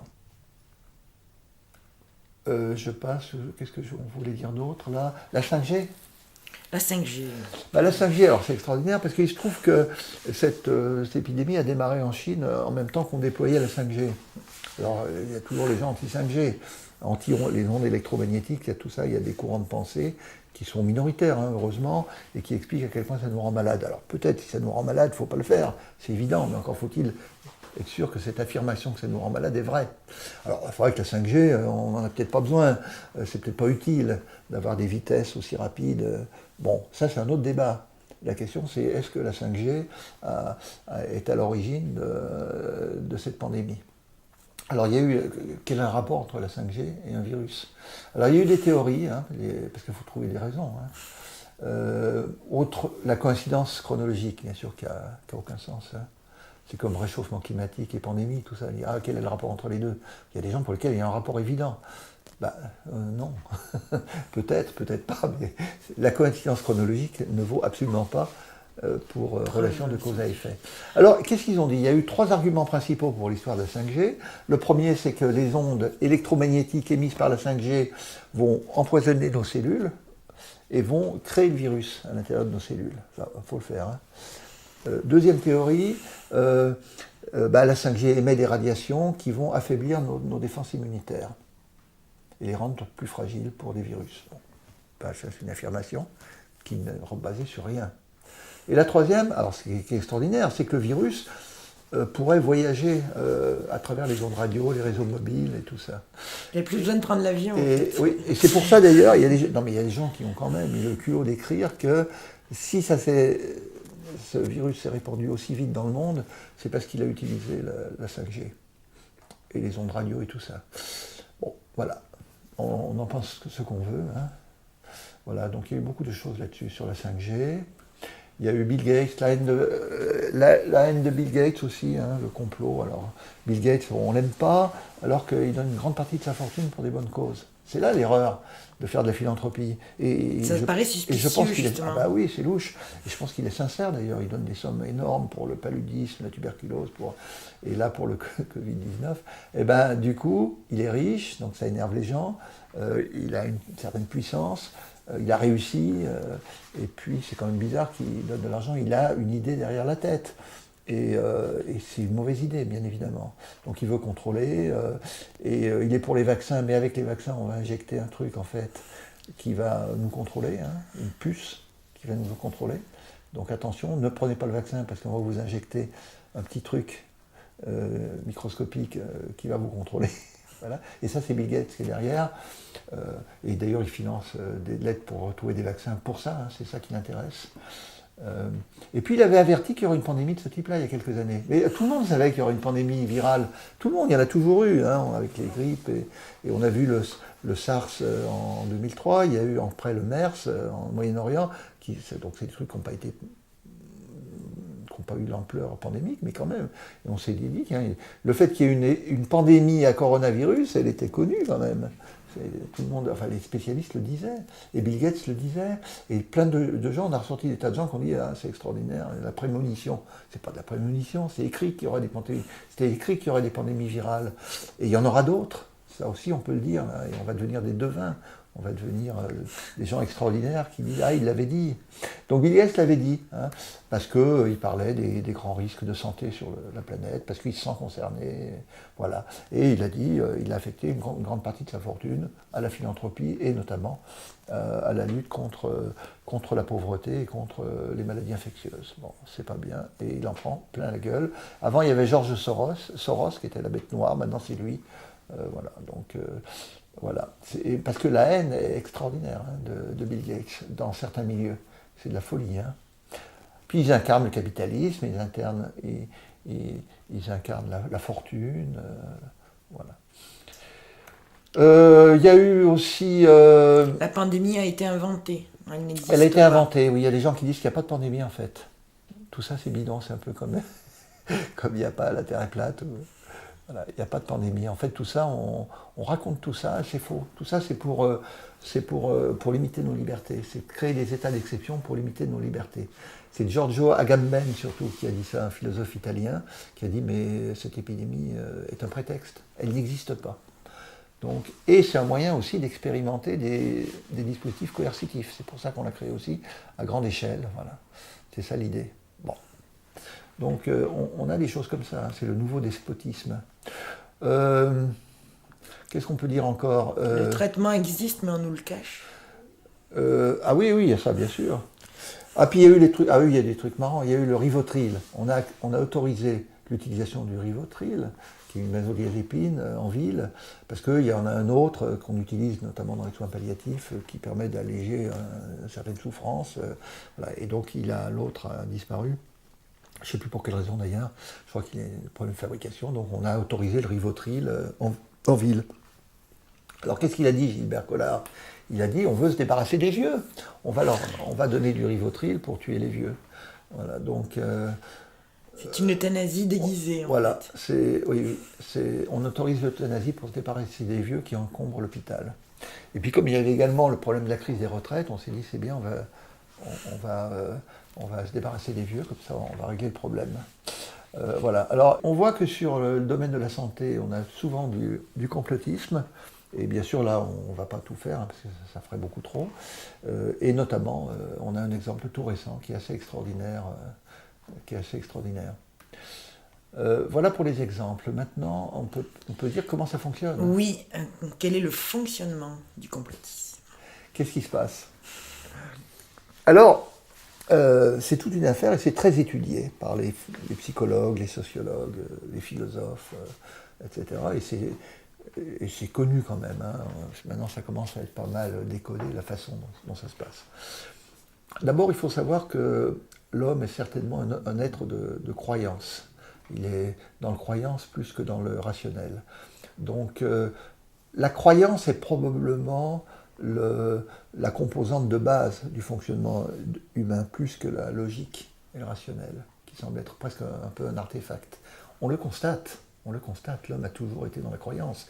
Et dans une période actuelle où il y a le progrès, où on a des méthodes de raisonnement, d'établissement des faits, de vérification des faits qui sont très puissants, et bien malgré tout, une partie très importante de la population, je dirais la majorité même, préfère être dans la croyance. On le voit bien avec les fausses médecines, avec des tas de choses. On peut démontrer dans tous les sens qu'un truc ne marche pas, on croit qu'il marche. Et on a envie de croire surtout. On veut croire qu'il y a telle chose. Et le complotisme, ça relève de la croyance. Hein. Donc il y a une pensée dominante qui est libérale, qui veut asservir les masses. Hein. Et donc on est dans cette croyance-là. Et la théorie du complot, elle est contre la connaissance, elle est contre le savoir. Parce que dès qu'on est dans le savoir et dans la connaissance, on démonte le complotisme. Il disparaît automatiquement. Ce qui fascine dans le complotisme, c'est l'anticonformisme. Il y a des choses qui sont dites par les autorités, par les gens officiels, les experts, on va dire le contraire. Donc on est anticonformiste. Et puis on transgresse. Avant, on n'osait pas dire. Il y a une autorité, et là, on dit, c'est comme un enfant par rapport à ses parents. On est contre l'autorité, on transgresse. Il y a des pouvoirs établis, on va dire des choses contre. C'est extraordinaire. Donc ça, c'est très, très, très, très fort. Et puis, c'est des solutions de facilité, souvent. On est dans un monde compliqué. Et les gens sont perdus, ils ne comprennent pas le sens des choses. Et puis même le progrès, la technicité, tout ça, c'est compliqué. Les gens, ça leur échappe, ils ne comprennent pas. Tout ce pouvoir. C'était tellement mieux avant quand on allait cultiver son champ avec son bœuf et là on comprenait ce qui se passait. Maintenant c'est compliqué, mais tout le monde a un smartphone, tout le monde utilise l'électricité, utilise les télécommunications, etc. Mais on ne sait pas comment ça marche réellement et on est dépassé par ça. Donc on est attiré, on utilise les choses, mais en même temps on rejette. Donc c'est trop compliqué.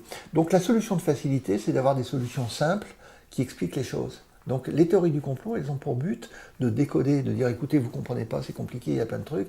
Voilà, on va vous donner une explication simple. Voilà, il y a un truc qui est voulu et c'est facile à comprendre et ça explique tout. Voilà. Donc ça permet de rassurer les gens en fait, de façon étonnante. Alors qu'on pourrait penser que ça devrait être anxiogène. Les mécanismes, pourquoi on va adhérer à une théorie du complot? Il y a la simplicité, et il y a aussi il y a des stéréotypes qu'on aime bien. On aime bien retrouver des choses connues. Hein. Donc les juifs, ça c'est bien, c'est un stéréotype donc ça demande qu'à revenir. Hein. Les juifs, c'est un groupe puissant, qui est riche, qui est ethnocentré, centré sur lui-même, qui est intelligent, ils sont très intelligents, ils sont bons en musique, ils sont bons en tout ça. Donc on a des stéréotypes très forts, et ça rassure. Ça rassure. Hein. Et donc les théories du complot vont utiliser des stéréotypes. La vie les extraterrestres, tout ça. Et puis, on aime bien aussi ce qu'on appelle le biais d'intentionnalité. C'est-à-dire qu'il y a des intentions derrière, c'est pas le hasard. Il y a des gens qui, c'est voulu tout ce qui s'arrive. On croit comme ça, on nous explique que ça vient, le hasard et la nécessité, tout ça. Non, c'est pas, ça colle pas. Il y a une intention derrière. Et donc ce biais d'intentionnalité, c'est-à-dire les choses ont été voulues, ça simplifie aussi, ça rassure. Hein, et puis il y a aussi le bien et le mal. Hein, le mal, c'est la société secrète qui veut asservir le monde. Et le bien, c'est ceux à qui on ne la fait pas. Hein, c'est les masses qui sont manipulées. Donc ça, on revient vers des choses basiques, fondamentales, auxquelles ça fait écho, et ça plaît bien aux gens. Alors, les théories du complot aussi ont une force extraordinaire, c'est qu'elles se répandent en utilisant les rumeurs. Hein. Donc c'est le fonctionnement de la rumeur qui a toujours été puissant. De tout temps, il y a eu des rumeurs. Hein. Et quand une information est diffusée, elle va se transformer. Hein. C'est le principe de la rumeur. On part d'un endroit, et quand on arrive plus loin, c'est passé par des intermédiaires, et la rumeur s'est transformée. Et quand elle se transforme, elle devient de plus en plus simple et compréhensible. Parce que les gens qui ont une info, ils vont peut-être pas bien la comprendre ou elle est compliquée, hop, ils vont la retransmettre à quelqu'un d'autre de façon simplifiée. Et puis d'une façon qu'on va comprendre. Alors ça sera peut-être pas la même chose aussi, mais c'est pas grave. Voilà. Et au fil du temps, la rumeur, elle devient extrêmement digestible, elle devient très compréhensible, très simple à comprendre, extrêmement élaguée. Donc ce mode de propagation utilisant le phénomène de la rumeur permet justement, aide à la propagation. Ce qui fait qu'elle va de plus en plus vite, elle se propage de plus en plus vite. Puis bien sûr, après, il y a l'effet des multiplicateurs. On parle à 10 personnes, chacune va parler à 10, et ça va continuer. Alors la base du complotisme, c'est les fausses informations. Hein. C'est ce qu'on appelle l'effet alternatif, qu'on peut appeler les hoax aussi. Hein. On peut appeler ça la post-vérité. Il y a beaucoup de termes pour parler de ça. Et on parle des fake news. Bon, on est dans les fausses informations. Ça, c'est la base. Mais il y a des fausses informations qui ne sont pas forcément liées à une théorie du complot. Par contre, les théories du complot utilisent toujours des fausses informations. On a ces fausses informations qui se répandent et qui alimentent les théories du complot, alors qu'on n'a jamais été aussi bien outillé pour décrypter les fausses informations. Dans toutes les grandes revues, les grands journaux, les télés, il y a des gens qui font du fact-checking et qui le font extrêmement bien. Et on est outillé, on a des méthodes, tout ça, c'est connu maintenant. Et bien ça sert à rien, visiblement. Et puis il y a le net, hein, il y a l'Internet, bien évidemment, et là, on ne passe pas par le crible des journalistes. Mais les journalistes, je trouve, disent infiniment moins de bêtises qu'ils n'en disaient avant. Avant, c'était incroyable, c'était n'importe quoi. On avait un fait, hop, on le disait. Maintenant, ça existe encore, hein, rassurons-nous. Mais quand même, ils font attention, hein, parce qu'on sait maintenant qu'il y a des fake news. Et il y a régulièrement des émissions où on va expliquer que telle information, voilà, on vous explique pourquoi elle est fausse, pourquoi telle image est truquée. Avant, ça passait comme une lettre à la poste. Alors, est-ce qu'il est de droite ou de gauche, le complotisme ? En fait, il n'est ni de droite ni de gauche. Bon, mais il a été quand même très, très extrême droite, hein, au départ. Hein, donc, historiquement, ça a quand même été très, très, très, très extrême droite. Et actuellement, le complotisme est très agité par des milieux particuliers, extrémistes, auxquels on donne des noms un peu désagréables d'ailleurs. Hein. C'est la fachosphère, la gauchosphère, la machinsphère, voilà, toutes ces espèces de nébuleuses utilisant le net qui sont très à droite ou très à gauche, et puis qui se rejoignent. Hein. Bon, si on parle de l'extrême, parce qu'on parle beaucoup de l'extrême droite, et c'est une réalité, mais l'extrême gauche aussi, hein, il faut voir que, et le communisme a été extrêmement en faveur du complotisme. Hein. On adorait les conjurations mondiales des forces réactionnaires qui barraient la route du progrès communiste. Ils étaient en permanence dans du conspirationnisme. Hein. Il y a des conjurations, nous on est les bons, et bien sûr on fait tout pour nous barrer la route vers notre idéal, vers notre progrès. Il y a eu, dans les années 60 et 70, il y a eu des publications russes, donc l'URSS à l'époque, pour parler de complots des francs-maçons, de la mafia, des services secrets américains, de l'Église catholique, des juifs et tout ça. La lutte contre le sionisme, l'antisémitisme de l'URSS est un antisémitisme d'État.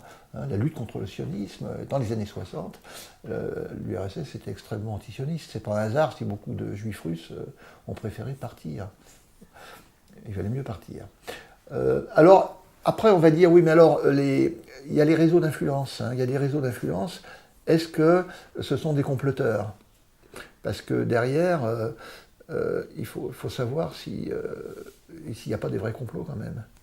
Donc c'est les francs-maçons, par exemple. Les réseaux de francs-maçons, il y a une aide, il y a une entraide, il y a une influence. Il y a des lois, la loi Caillavet, tout ça, c'est des lois qui ont été poussées par des loges maçonniques. Donc ça existe. La franc-maçonnerie est réseau, mais on la cite parce qu'elle a été mise en avant, mais il y en a plein d'autres. Hein. La franc-maçonnerie est un réseau d'influence. Et la question, c'est est-ce que du coup, ce sont des comploteurs ? Est-ce que c'est un... Et en fait, alors quelle est la différence ? Où est la frontière ? Et c'est bien là que ça devient intéressant et que ça devient compliqué.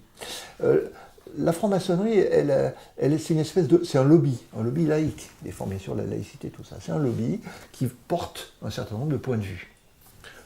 Il n'y a rien à dire, tout le monde a le droit de porter son point de vue. Hein, surtout si c'est intelligent et que c'est plutôt pour le bien des gens en général. Mais Où ça serait différent, c'est s'il y avait un vrai projet stratégique de la franc-maçonnerie, ultra déterminé, hein, une espèce de toute-puissance, et que tout soit construit avec un dessin très précis pour arriver à passer à telle chose. Et c'est là qu'est la ligne de rupture. Hein. Donc, est-ce que c'est un réseau... Alors, réseau, ça a une connotation péjorative. Est-ce qu'un réseau qui va vouloir influencer, parce que c'est son boulot de réfléchir à la société et de faire des propositions, et ça, heureusement qu'il y en a, et c'est plutôt bien, plutôt que de faire n'importe quoi et de réagir au coup à coup, est-ce que ça veut dire que d'un seul coup on est dans un complot pour prendre le pouvoir et dicter aux choses? Et c'est là qu'on voit que la limite peut être interprétée de façon subjective par les gens en fonction de leur sensibilité. Alors, il y a des sites complotistes hein, de façon extraordinaire, hein, ça, bon, je ne vais pas vous les citer, mais il y en a plein. Non, c'est peut-être pas la peine de leur faire de la publicité. Non, en plus. Et alors, ce qui est intéressant, c'est les biais cognitifs, parce que les sociologues étudient ce qui se passe. Il y a tout un ensemble de biais cognitifs qui sont utilisés par les complotistes. Hein. Alors, il y a l'argument d'ignorance, par exemple, qui est très fréquent. Tant que quelque chose n'a pas été prouvé comme faux, c'est qu'il est vrai. Ça, c'est un des trucs de base. Ça pourrait être valable pour le traitement Raoult. On n'a pas prouvé qu'il ne marchait pas, donc il doit être vrai, ça doit marcher. C'est ça que les gens ont en tête. Et on a ça, c'est comme la croyance en Dieu. Hein, tant qu'on n'a pas... vous dites que Dieu n'existe pas, vous pensez que Dieu n'existe pas, démontrez-moi. Et si vous n'êtes pas capable de le démontrer, c'est qu'il existe. Hein. Si vous ne pouvez pas démontrer que les ovnis n'existent pas, vous pouvez circuler, il n'y a rien à voir. Et ça veut dire qu'ils existent. Donc ça, c'est très important, cette idée c'est l'argument d'ignorance, c'est l'argumentum ad ignorantiam, hein, c'est connu dans les biais cognitifs, voilà. Et sous-entendant que le manque de preuves devient une preuve, finalement. Alors les biais de confirmation, hein, qui sont très utilisés par les complotistes, c'est-à-dire qu'on va bien sûr chercher, dès qu'il y a quelque chose qui peut ressembler à un argument qui va étayer l'idée qu'on a d'une théorie du complot, on va le prendre, hein, on va tordre les trucs, on va peut-être inventer des choses, et on va les tordre pour que ça aille, hein, c'est le biais de confirmation. Après, il y a des biais statistiques, bien sûr. Hein. On voit un événement isolé dû au hasard et on va en faire une généralité. Et ça, c'est très courant. Hein, c'est très courant. C'est l'arbre qui cache la forêt, on va dire. Ouais, alors il y a l'effet d'Ésope. Ésope, hein, c'était l'histoire, ceux qui crient la fable dans les fables. Ceux qui crient au loup vont être plus entendus que les autres. Donc dès qu'on fait peur, on va être entendu. Et dès qu'on est dans des choses qui vont être plus rationnelles, plus raisonnables et plus calmes et rassurantes, on va moins entendre. Les gens aiment bien ce qui fait peur. Hein. Ça s'appelle l'effet d'Ésope. Il y a l'effet de dévoilement aussi. On aime bien le fait de dévoiler quelque chose. Hein. Donc on dit des trucs, puis on a une nouveauté. Voilà, on va vous expliquer derrière le voile. Voilà ce qui se passe. Hein. Tout ça, ce sont des biais de fonctionnement qui sont très, très efficaces dans le complotisme. Alors, quelles sont les motivations des gens qui vont créer une théorie du complot? Alors ça, on peut... Existe-t-il un profil? Alors il y a des profils. Il y a des profils. Alors, dans les gens qui vont créer, il y a ceux qui créent, il y a ceux qui relaient, il y a ceux qui croient, qui ne créent rien et qui ne relaient pas. En fait, ceux qui y croient, ils finissent par relayer quand même souvent. Ils adorent relayer, parce qu'ils y croient. Donc ils pensent que c'est utile et que c'est même presque un devoir de relayer le truc. Alors, pourquoi c'est quoi les motivations? Il y en a, ils se fichent complètement. Il y a 4 grandes catégories, on va dire, pour faire simple. C'est analysé par les sociologues. Hein. Il y a une catégorie où les gens savent, ils se fichent complètement qu'il y a un complot ou pas, qu'on n'y croit pas, c'est pas la question, ça met la pagaille. Eux, c'est mettre du bordel dans le système. C'est tout. Anti-système, on s'en fout complètement du sujet. Hein. Du moment que ça fout le bordel, c'est tout bon, on y va. Ça, c'est très répandu comme motivation. Il y en a une autre, il y a des militantismes idéologiques. Hein. Si on a une idéologie, on va essayer de trouver on va bâtir peut-être des théories du complot qui vont aider cette idéologie. Hein, quand on n'aime pas des gens, on n'aime pas les juifs, on va créer des trucs. On n'aime pas les arabes, on va créer des trucs.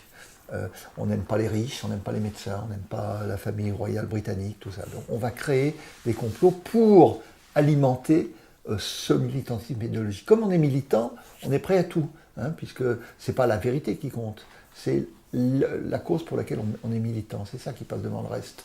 Tout ce qui va alimenter est bon. Il y a les gens qui ont des intérêts politiques, économiques aussi, hein, ou des intérêts personnels. Hein. Donc il peut y avoir des intérêts économiques à faire du complotisme. Hein. Les complotistes, souvent, ils disent oh, l'argent, tout ça, les puissances de l'argent. Mais en fait, ils font beaucoup d'argent avec leur système. Ils détestent l'argent, mais ils en veulent beaucoup. Et puis la quatrième catégorie, c'est ceux qui pensent que c'est vrai, hein, tout ça, qui sont sincères. Ils pensent qu'effectivement, il y a un complot et que... Voilà. Donc ils n'ont pas de vue, donc ils croient, ils vont propager, monter des théories du complot, mais très sincèrement. Donc vous voyez, c'est pour ça c'est assez varié. Alors il y a les gens qui vont produire le contenu, hein, ils fabriquent, ils propagent. Les relayeurs, c'est des gens qui vont souvent conforter alors c'est pas eux qui créent le contenu, hein, mais ça va leur plaire le contenu, un contenu donné. Donc ça va conforter leurs croyances. Ils vont être très actifs hein, pour disséminer le truc. Et les consommateurs, hein, qui deviennent souvent des passeurs d'informations. Alors c'est compliqué après, alors il y a les complotistes, on en a parlé, mais il y a après, on va voir une catégorie qui est celle du lanceur d'alerte. Et on va se dire, mais finalement, les lanceurs d'alerte, c'est bien, ils ont une bonne cote, hein, même s'il y en a qui sont des fois douteux, hein, parce que c'est pas parce qu'on va lancer une alerte que c'est vrai, et peut-être des fois on a de mauvaises intentions. Hein, c'est pour ça qu'on a codifié maintenant, et c'est assez encadré la notion de lanceur d'alerte. Bon, j'en ai parlé dans une autre conférence. Le lanceur d'alerte, finalement, c'est un complotiste, finalement. Il va dire, attendez, il y a un truc, là, je dévoile un truc. Donc c'est vrai qu'il faut faire attention, parce qu'il peut y avoir confusion entre les deux. Entre un complotiste, on va dire, mais non, moi je suis lanceur d'alerte, je dévoile un complot, voilà, je vous donne des éléments. Donc c'est bien, c'est très bien, qu'est-ce que vous me racontez là? C'est bien d'être lanceur d'alerte, et c'est pas bien d'être complotiste. Alors je suis lanceur d'alerte. Et donc c'est subtil. Et là, il n'y a pas de règle générale, hein, c'est du cas par cas, il faut analyser le comportement et ce qui se passe avant de dire... voilà. Il y a des bénéfices à adhérer à une théorie du complot. Il y a des plaisirs, il y a des retombées personnelles. Hein. Quand on est initié, quand on adhère à une théorie du complot, on appartient à un groupe minoritaire, mais qui pense une certaine chose, et qui sait et qui voit la vérité, la vraie vérité, derrière la vérité. On est initié, on est dans les initiés, et on va pouvoir initier d'autres personnes, et on va adorer initier d'autres personnes. Donc, en termes de valorisation personnelle, on a des bénéfices considérables. Hein. On connaît le dessous des cartes, on comprend le monde qui nous entoure, enfin. Et puis, on a une espèce de revanche par rapport à un monde savant, technique, compliqué, dans lequel on est un peu en échec en termes de compréhension. Donc c'est une revanche aussi. Hein. Et puis derrière, il y a un lien communautaire qui va se créer. Il y a une communauté de complotistes. Les platistes entre eux, ils vont pouvoir se réunir, ils vont discuter, ils vont se conforter mutuellement. Donc c'est une occasion de liens sociaux très importants. Et les jeunes, notamment, sont plus adeptes de théorie du complot que les plus vieux. Et ils adorent ce côté un peu, on est dans un clan, on se retrouve entre nous. C'est les tribus un peu, c'est la mode des tribus, hein, tout ça, ce qui est extrêmement bien analysé. Et puis c'est aussi... on a un monde qui nous pose des problèmes, hein, qu'on juge inacceptable à certains égards. Donc on va le fuir d'une certaine façon. On va trouver une vérité ailleurs. Donc c'est une façon d'échapper aussi à un monde réel qui est un peu compliqué. Hein. Et puis, il y a des choses qu'on ne comprend pas, il y a des choses inexpliquées. Pourquoi il se passe ça? C'est incroyable, il y a un tsunami, un machin. Eh bien, on va trouver une explication. Ça va rassurer, ça va consoler. Hein. Donc ça rassure de se dire, mais il y a des trucs, au lieu de dire c'est le hasard et pas de chance, on a des inondations invraisemblables, on a un tsunami ou on a un tremblement de terre ou on a une pandémie, et ben on va se dire derrière, il y a des raisons à ça. Donc sinon, on ne comprend pas pourquoi. On aime savoir pourquoi les choses. Hein. Donc du coup, on élimine les causes purement accidentelles. Alors il y a eu beaucoup d'études qui ont été faites hein, sur les profils psychologiques des complotistes par rapport à ceux qui le sont moins. Bon, après, on ne va pas détailler tout ça, hein, parce que... alors, il y a eu, pour comprendre les complotistes, il y a eu le sondage, il y a eu l'étude d'IFOP de la Fondation Jean Jaurès, et avec Conspiracy Watch, hein, ce qui avait fait quand même les unes, notamment de Libération, en 2018. On en a beaucoup parlé, ça. Il y a eu un questionnaire en ligne, il y a eu 1250 personnes, et qui ont été interrogées sur une dizaine de théories du complot. Hein. Et on a trouvé des choses incroyables qui ont étonné les gens. Moi, je disais autour de moi, vous savez, il y a des gens qui pensent que la Terre est plate. Oh, on me disait, mais tu rigoles, c'est pas vrai. Je dis, si, et il y en a pas mal. Et quand on a vu sortir, je ne pouvais pas croire ça, et quand on a vu sortir l'étude de la Fondation Jean Jaurès, les gens ont vu qu'il y avait 6 millions de Français qui croyaient que la Terre était plate. Et ça, voilà, et oui, et oui. La mission Apollo n'a pas existé, etc. Les chemtrails, il y a beaucoup de gens qui croient aux chemtrails, il y a 20% de la population dans le truc de la Fondation Jaurès. Les vaccins, c'est un complot aussi, c'est pas bon, 55% de la population majoritaire. Kennedy, il y a eu un complot, 54%. Le sida, en fait, c'est un truc qui a été créé pour des raisons... Encore un virus créé. Ouais, j'ai quand même 32% qui pensent que le sida, c'est un complot. Daesh aussi, tout ça, c'est le nouvel ordre mondial, beaucoup de gens y croient. Donc voilà, donc c'est la fameuse enquête que vous avez tous vue à l'époque. Donc ça, c'est assez extraordinaire. Alors on a cherché des facteurs, puisqu'on voulait voir le profil des complotistes. On a analysé un certain nombre de caractéristiques des gens et on n'a pas trouvé beaucoup de caractères qui définissent les complotistes. Il y a deux choses importantes qu'on a vues. C'est l'âge, le critère âge, qui est très relayé. Plus on est jeune, plus on peut verser dans le complotisme. Et alors ça, c'est intéressant à comprendre pourquoi. Et puis l'appartenance politique. Plus on est vers les extrêmes, plus on est sensible. Et il y a deux catégories, et là j'ai des chiffres, plus on est vers l'extrême gauche ou l'extrême droite, plus on va être complotiste. Et notamment, il y a les gens qui votaient pour Mélenchon ou pour Marine Le Pen, à égalité, 35 à 40% de ces gens-là croient à des théories du complot. Alors que les autres, ceux qui votent pour des gens plus du centre, ils sont 2 fois moins nombreux à peu près. Donc on voit bien qu'il y a des profils qui apparaissent et que c'est assez intéressant. Alors il y a des gens qui croient dans cette enquête à toutes les théories du complot, ça c'est les complotistes à tout crin, et puis il y en a qui croient à une seule. Celle-là, je la prends, les autres, non, c'est de la connerie. Voilà. Et puis il y a ceux qui croient à plusieurs. Tout ça est bien analysé et c'est assez intéressant. Oui, on a aussi vu que parmi les complotistes, c'était beaucoup de gens qui croyaient, qui consultaient l'horoscope et qui y croyaient. Donc très vite, on est dans des systèmes de croyances aussi, de choses de ce genre. Voilà, et c'est là, on arrive donc à l'idée qu'il y a le complot, mais il y a aussi il y a la théorie du complot, mais il y a des vrais complots. Et du coup, il y a la théorie du complot, mais à côté de ça, en miroir, il y a la théorie de la naïveté. Ouais, vous êtes naïf, vous croyez ce qu'on vous dit. Et c'est pas faux. Et c'est pas faux non plus. C'est pour ça que c'est subtil. Et on va trouver des tas d'éléments pour dire, mais attendez, il y a quand même des choses qui sont faites. Voilà, soyons pas naïfs non plus. Alors voilà. Et puis, est-ce que c'est dangereux le complotisme pour la société ? C'est dangereux, c'est ça le problème. Pourquoi ? Parce que d'abord, c'est toujours destructif. La théorie du complot, elle n'est pas constructive. Hein. On veut détruire l'existant. On propose rien. On se fiche de ce qui se passera après. On détruit des choses. On est dans le négatif. Donc ça, ça a des limites. Ça a des limites. C'est bien de critiquer, etc. Mais derrière, c'est intéressant, c'est de le proposer. Et puis, pour des personnalités un peu fragiles, un peu vulnérables, un peu influençables, le complotisme va pouvoir entraîner des comportements qui vont être dangereux socialement. Ça va encourager de l'autojustice, le terrorisme, etc. Et quand on voit des meurtres en série, tout ça, bon, les gens ils sont encouragés parce qu'au fond d'eux-mêmes, ils se créent une espèce de conviction qu'il faut faire telle chose. Et du coup, ils vont peut-être le faire. Donc, il y aura des comportements antisociaux qui vont être... Et puis d'ailleurs, en général, les complotistes aiment bien, quand il y a des catastrophes, ils s'en réjouissent. Donc ça ne les concerne pas eux directement. Hein. Donc ils disent, bah oui, c'est bien mérité, je l'avais bien dit, voilà. Donc on voit bien qu'il y a des profils de comportement dans la société qui peuvent être un peu délétères, hein, quand on est trop sujet au complotisme. Et d'ailleurs, quand on regarde les dictatures sont toutes complotistes. Les démocraties, normalement, le sont moins. Alors après, il y a des êtres humains. Hein.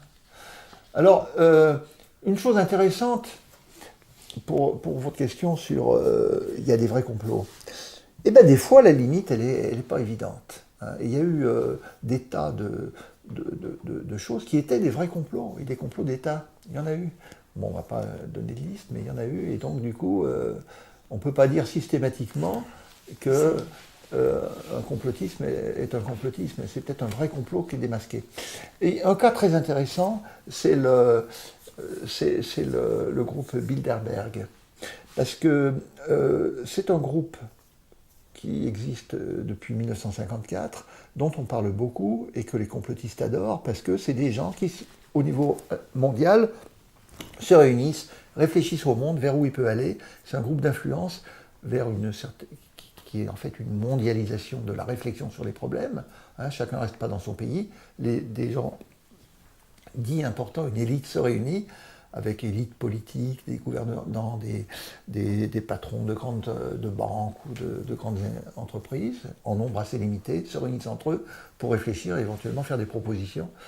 Alors, qu'ils parlent entre eux, c'est bien, c'est plutôt intelligent, plutôt que de rester chacun de son côté, et puis essayer de faire des choses pour le bien, c'est bien, mais du coup, comme ils se réunissent plutôt en secret, parce que sinon c'est toute une affaire, ça passe dans les médias, etc., et qu'on est finalement vers une espèce de quelque chose qui va vers un nouvel ordre, vers un ordre mondial. Donc on mondialise les choses, on réfléchit ensemble pour prendre des décisions, ça fait complot.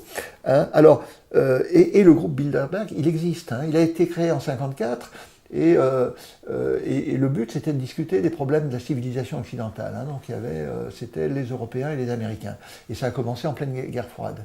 C'était dirigé contre la menace soviétique, clairement. Donc ça existait. Donc il se réunit tous les ans depuis 1954, toujours à un endroit différent. Bilderberg, c'était le nom d'un hôtel qui était dans une ville, la ville d'Oosterbeek, aux Pays-Bas. Et donc ils se réunissent régulièrement, ils parlent. Alors la menace communiste, ils n'en parlent plus, mais ils parlent d'autres sujets. Donc il y a Merkel, il y a Thatcher, il y avait Thatcher, il y avait Clinton, il y a Macron, il y a Rockefeller, il y a les patrons d'Amazon, de Microsoft, il y a tous ces gens-là, qui n'ont pas forcément une bonne presse. Donc ils se réunissent, et de façon assez secrète, parce que pour que les débats soient libres, il ne faut pas les mettre au plein jour, sinon ils ne vont plus être libres. Les gens vont faire attention à ce qu'ils disent en permanence, et du coup ça ne sera pas efficace. Donc, tout ça, ça ressemble à un gouvernement mondial secret. Et c'est pas faux, d'une certaine façon. Mais après, d'un autre côté, c'est plutôt intelligent qu'ils parlent entre eux. Et qui, au lieu de faire des bêtises, etc., c'est plutôt un facteur de paix, quand même, au total. Donc, on voit bien, dans cette histoire du groupe de Bilderberg, on voit bien que c'est pas évident. Donc, il y a des éléments vrais qui vont accréditer cette notion de complot et de nouvel ordre et d'ordre mondial. Et puis après, il y a eu la commission trilatérale qui a été créée en 1970, qui est en fait liée au groupe Bilderberg. Et là, on a créé une société, une commission qui comporte des gens d'Amérique du Nord, d'Europe occidentale et d'Asie. Pareil, pour faire donc. C'est la trilatérale, on l'appelle, la trilatérale. Et on a accusé d'ailleurs la trilatérale d'être à l'origine d'élections de président de la République, aux États-Unis, en France. Raymond Barre, c'est la trilatérale qui l'a fait élire et tout ça. Donc tout ça, ça existe. Ça existe. Et on est dans le mondialisme. Et il y a des gens, tous les antimondialistes, là, ils disent, mais vous vous rendez compte de ce qui se passe? Donc, ils sont vent debout contre ces trucs-là. Donc, que dire dans ce cas-là? Alors du coup, il y a des activistes, ils essayent de savoir où le groupe Bilderberg va se réunir, et ils font des manifs devant, et ils auront lancé le slogan « Occupy Bilderberg », il faut occuper Bilderberg et l'empêcher de fonctionner. Donc Stop Bilderberg, la mafia Bilderberg et tout ça. Donc on voit bien que c'est compliqué. C'est compliqué. Il y a plein de fantasmes complotistes autour de ça. Voilà. Alors, voilà. Et après, une fois qu'on a dit tout ça, qu'est-ce qu'on peut faire contre le complotisme? Comment peut-on lutter contre le complotisme? Et là, c'est toute une affaire. Donc nous venons de voir que le complotisme peut avoir des effets très négatifs. Et il serait intéressant de savoir comment on peut lutter contre ce complotisme. Alors, bon, on a envie de lutter contre, parce qu'on voit bien les effets négatifs, et tout ce qu'il y a de faux dans ces choses-là, dans les choses caricaturales, et sans empêcher les gens d'avoir un esprit critique, bien évidemment, et sans demander aux gens d'être naïfs et de gober n'importe quoi. C'est-à-dire qu'en fait, quand ils gobent pas n'importe quoi, comme disent les complotistes, en fait, ils gobent d'autres choses qui sont infiniment pires. C'est ça le problème. Et alors, il y a une phrase de Raphaël Enthoven sur la rumeur, mais ça revient au même. Il dit et qui montrent que c'est très difficile. Parce que si on dit rien, c'est pas bon, et si on attaque le complotisme, on va au contraire le renforcer. Donc on fait jamais bien. Il a dit, la rumeur est une nasse qui se nourrit du déni comme des coups qu'on lui porte. C'est-à-dire qu'on soit dans le déni en disant, ça n'existe pas vos trucs, ou qu'on l'attaque, dans tous les cas on a tort. Le silence la conforte, le combat l'accrédite. On ne peut rien contre elle. Voilà. Alors évidemment on peut en rester là, on n'y peut rien, c'est comme ça. En fait, bon, il faut quand même, quand il y a des discours complotistes, il faut les déconstruire, il faut les expliquer. Hein, il y a des sites de type débunkages, donc il y a beaucoup de gens qui font ça, qui de façon très sérieuse. Alors il peut faire des erreurs aussi, mais en général, c'est très juste. Il y a maintenant des professionnels de l'anticomplotisme et du débunkage. Donc il y a l'anticomplotisme. Parce que le complotisme, on parle beaucoup du vivre ensemble. C'est très à la mode, c'est important. Mais le complotisme, il détruit le vivre ensemble. Il est destructeur. Donc, quand même, c'est un peu embêtant. Si on veut que les gens vivent ensemble, il faut peut-être éviter d'être dans le complotisme. Alors, il faut trouver le moyen d'informer l'opinion sans paniquer d'ailleurs. Il y a une panique aussi par rapport au complotisme. Il faut informer l'opinion tout en laissant quand même une liberté d'expression, une liberté. Donc ça veut dire qu'il faut distinguer aussi le vrai du faux. Alors ça, c'est le travail quand même des médias, bien sûr, qui échappent à Internet. Alors les médias ont des systèmes maintenant d'études, de fact-checking pour étudier précisément, dans chaque cas, toute information, essayer de démêler le vrai du faux. Et ça fonctionne. Ça fonctionne. Libération, Le Monde ou plein d'autres, Le Figaro, ils ont tous des équipes qui font ça. Hein, et les télés, sur Antenne 2, on voit régulièrement, pendant 10 minutes, voilà, dans les infos, pour l'histoire du Covid-19, voilà, il y a des choses qui sont dites, c'est faux pour telle raison. Parce qu'on a regardé, et voilà. Pas pour détruire les idées, les informations par principe, mais parce qu'elles sont fausses. Et on a les éléments pour le dire. Donc il est bien que des gens fassent le boulot pour faciliter la compréhension par les autres qui n'ont pas les compétences, peut-être des compétences, ni les informations, ni le temps de démêler des choses. D'autant qu'en général, ces informations, elles sont construites. Hein, il y a des théories, les anciens cosmonautes, la Terre plate, tout ça. Il y a des documents très très bien faits qui expliquent à quel point rationnellement l'histoire est vraie. Elle est archi fausse, mais il y a toute une apparence et toute une construction. Donc c'est compliqué pour les gens.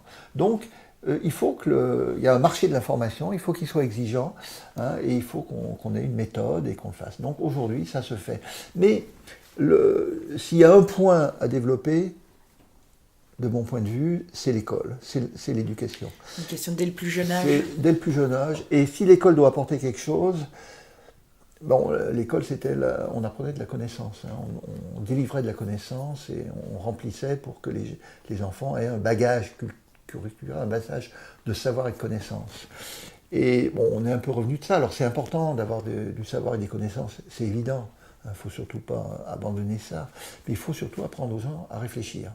Et actuellement, je suis frappé de voir à quel point, dans les programmes scolaires, il y a des sujets sur l'information, la désinformation, l'esprit critique, et tout ça. C'est étonnant comme ça s'y est mis.